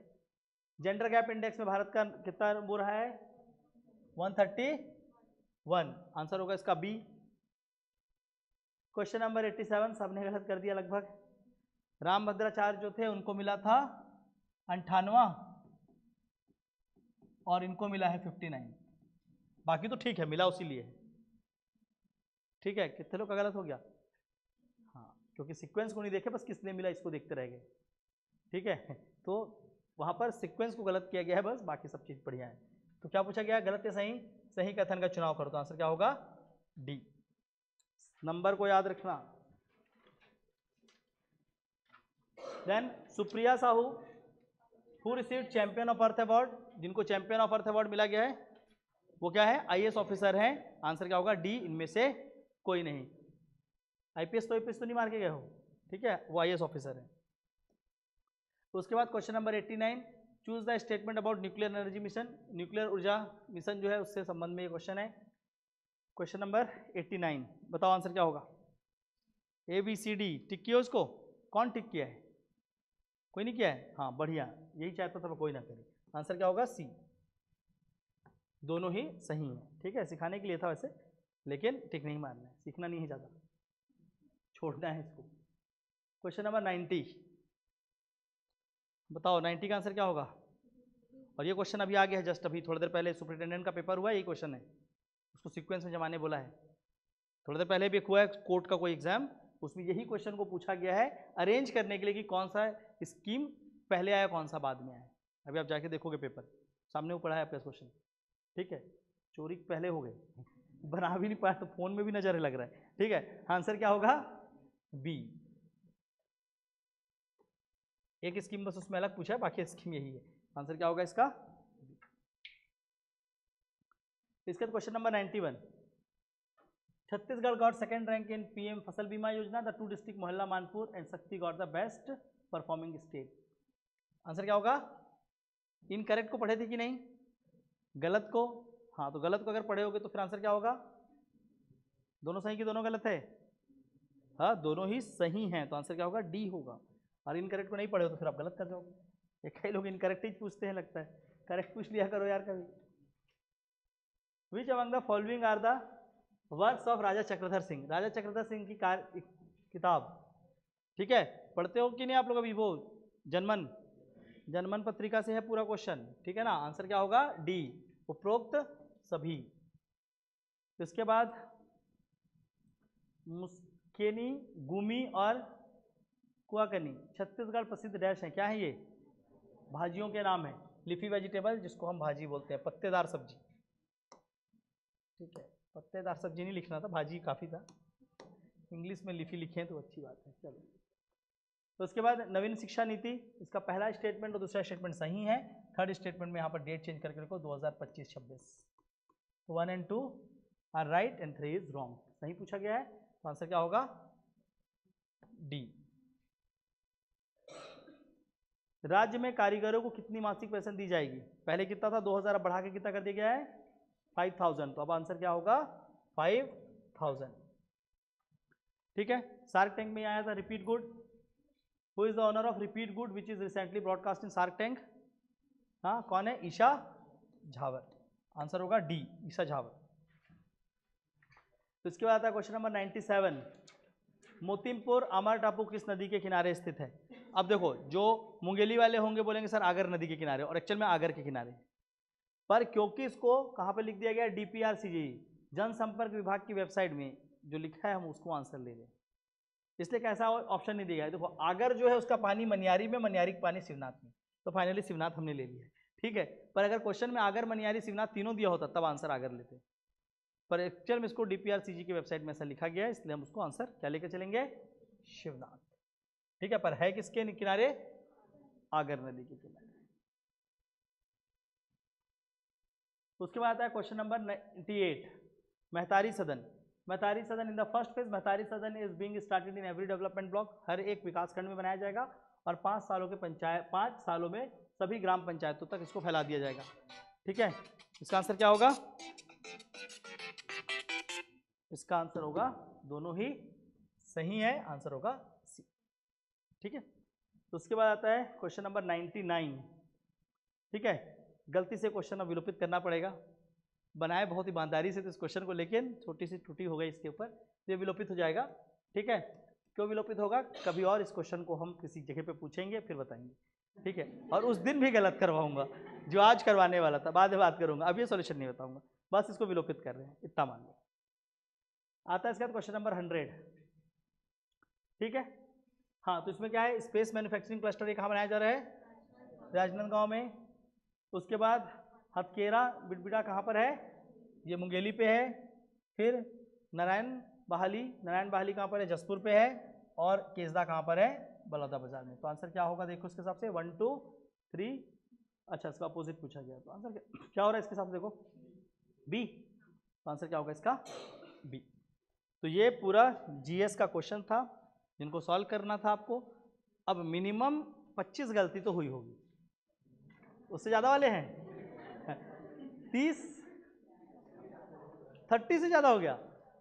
कितना अटेम्प्ट किए थे, 70-100 कर दिए थे क्या। पेपर को भी समझो, पेपर आसान नहीं था, पेपर मॉडरेट भी नहीं था, मॉडरेट टू टफ था, इजी टू मॉडरेट भी नहीं था, मॉडरेट के आसपास था। इस पेपर के लिए थोड़ा सा बात कर देता हूं, क्योंकि देखो हर पेपर का एक कट ऑफ होना चाहिए, तो कट ऑफ भी सुन लो, एक सैंपल साइज होता है उसके हिसाब से कट ऑफ होते हैं। इस पेपर में लगभग 50 क्वेश्चन थे जो सॉल्व आराम से किए जा सकते थे अगर आप ठीक ठाक से बैठते तो, और उसके बाद 10 क्वेश्चन और मान लो, इससे ज़्यादा नहीं। उसके बाद तो क्वेश्चन बहुत परेशान करता आपको। दूसरी बात, क्योंकि आप पहला फुल लेंथ दे रहे थे तो सभी पोर्शन को कवर नहीं किए थे, ये भी एक चैलेंज रहता है, पर करके भी आते तो नहीं बनता ये दूसरे नहीं, सही बता रहा हूँ, ऐसी होता है, ऐसी होता है एग्जाम, आप पढ़ के पूरा जाओगे, आप देखोगे कि जो पढ़ के आया वो तो कुछ नहीं आया, आपने जो कुछ हमको सिखाया वो तो कहीं भी नजर ना आया, पर उस हर जगह नजर आ रहा होगा। वो क्या होता है, इमीडिएट याद नहीं आता है। तो एक लॉन्ग टर्म मेमोरी पे जो चीज़ें होती हैं वही एग्जाम क्लियर करती हैं, इससे बहुत बार रिविजन करना पड़ता है। ठीक है, तो इस पेपर के लिए अगर आपका मार्क्स 95 से 100 है तो आप कट ऑफ से ऊपर हो, 90 to 95 है तो आप बॉर्डर लाइन में हो, मतलब समवेयर 93-94 मार्क्स इसका कट ऑफ होता, 93-94 मार्क्स कट ऑफ होता है इस पेपर पे, या 95 नंबर के आसपास, उससे ज़्यादा कट ऑफ नहीं जाता इस पेपर का। तो क्या आपका मार्क्स 95 प्लस आ रहा है या 93-95 आ रहा है। मैं सैंपल साइज तब ले रहा हूँ जब अगर इस पेपर को 1 लाख लोग देते, हाँ दोनों नहीं आ रहा है, इससे ज़्यादा नीचे नहीं हो पाएगा। 90 से 95-100 जो है इसके बीच में अगर आपके मार्क्स है तो अच्छे हैं, यही इसको मैं कट ऑफ रखूँगा, इससे ज़्यादा नीचे नहीं रखूँगा। कंसिडरिंग कि जिस तरीके से एजुकेशन का लेवल बढ़ चुका है, जिस तरीके से बच्चे पढ़ रहे हैं, मेंस के लोग हैं, बहुत सारे एक्सपर्ट्स लोग बैठे हैं, तो सब चीज़ को दिखा के 90 मार्क्स तो इसमें आना चाहिए था मिनिमम। अब आप बोलोगे सर मैं अभी 85, अगर आपने इसके बीच भी हो ना 80 to 90 आराम से आप परफॉर्म करके अभी ऊपर आ सकते हो। 75 नंबर तक मैं बोलूँगा कि ठीक है चलो आप आ जाओगे, पर अगर आपका 60 आया है, 65 आया है, 50 आया है, फिर अभी आपको पढ़ाई और अच्छे से करनी पड़ेगी, ये तो बहुत कम हो गया ना। 80 के ऊपर हो, मेहनत करोगे, चीज़ें आपकी बहुत बढ़िया सेटल हो जाएगी। 90 के ऊपर हो, ठीक कर रहे हो, 100 से ऊपर निकल गए हो, अच्छी तैयारी हो रही है। क्योंकि अब इसी पेपर को अगर मैं आसान कर देता तो जो 90 के ऊपर लाया है वो बहुत नंबर ले आता। अब कई क्वेश्चन को हटा देता हूँ, जैसे वो फुलवारी, उस क्वेश्चन को हटा देता हूँ, वहाँ पर लिख देता हूँ कि मितान प्रथा क्या है, तो बना देते लोग, रिश्तेदारी तो सब बता देते, तो वो लिखा होता तो सब बना लेते उसको। बस्तर बास्ता को हटाकर वहाँ पर देसी रसगुल्ला, छत्तीसगढ़ का रसगुल्ला पूछ लेता क्या है, तो बना लेते सब दहरोरी। तो वो पता है आपको, तो मेरे को भी पता है कि वो आपको पता है। जब मेरे को पता है कि वो आपको पता है तो मैं आपको क्यों पता चलने दूँ कि आपको क्या पता नहीं है ठीक है, तो मैंने वही पूछा जो आपको नहीं पता है और उसके साथ साथ जो आपको पता है। क्वेश्चन पेपर को सोच समझ के ही सॉल्व करना है, जितना सोच समझ के मैंने बनाया हूँ, मैं एक स्टूडेंट के माइंड को रीड करके इस पेपर को बना रहा हूँ, तो आपको भी उसको उस तरीके से सॉल्व करना पड़ेगा। इतना ही है कट ऑफ इस पेपर के लिए। पीएससी का पिछले बार कट ऑफ कितना था, 110, उससे 10 नंबर पीछे रखा है बस, उससे थोड़ा सा टफ। अभी उससे और ज़्यादा टफ कर देते तो अभी 70 में भी ले जा सकता, और आप बोलोगे इसी का नहीं तो मैं 160 का टफ वाला ही बना दूंगा, फिर आके बस टिक मार के चले जाना। और उससे कुछ नया नहीं सीखोगे। यहाँ से बहुत सारे नए इन्फॉर्मेशन लेकर गए हो, अगर वो रेयर फैक्ट पीएससी पूछना चाहेगा तो आपके पास है वो, और बाकी आपके पास जो आपका स्टैंडर्ड नोट्स है उसी की पढ़ाई करें। इसमें जितने नए क्वेश्चन उसको जाके लिख लें और उससे ज़्यादा नहीं पढ़ना। ये नहीं कि हम नए क्वेश्चन के नया किताब पढ़ के आएंगे, केवल इन क्वेश्चंस के आंसर्स को अपने कॉपी में अपडेट कर लें और जितना भी आप पढ़ते हो उसी को पढ़ें।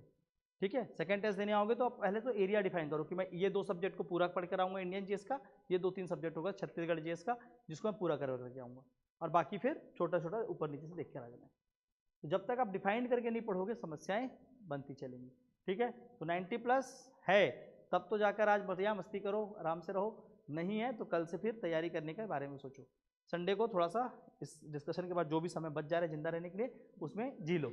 ठीक है, उतने में जी लो और कल से फिर से पढ़ाई में लग जाना। चलो, और आज आपको वो डेली टारगेट जो आता है वो नहीं आएगा।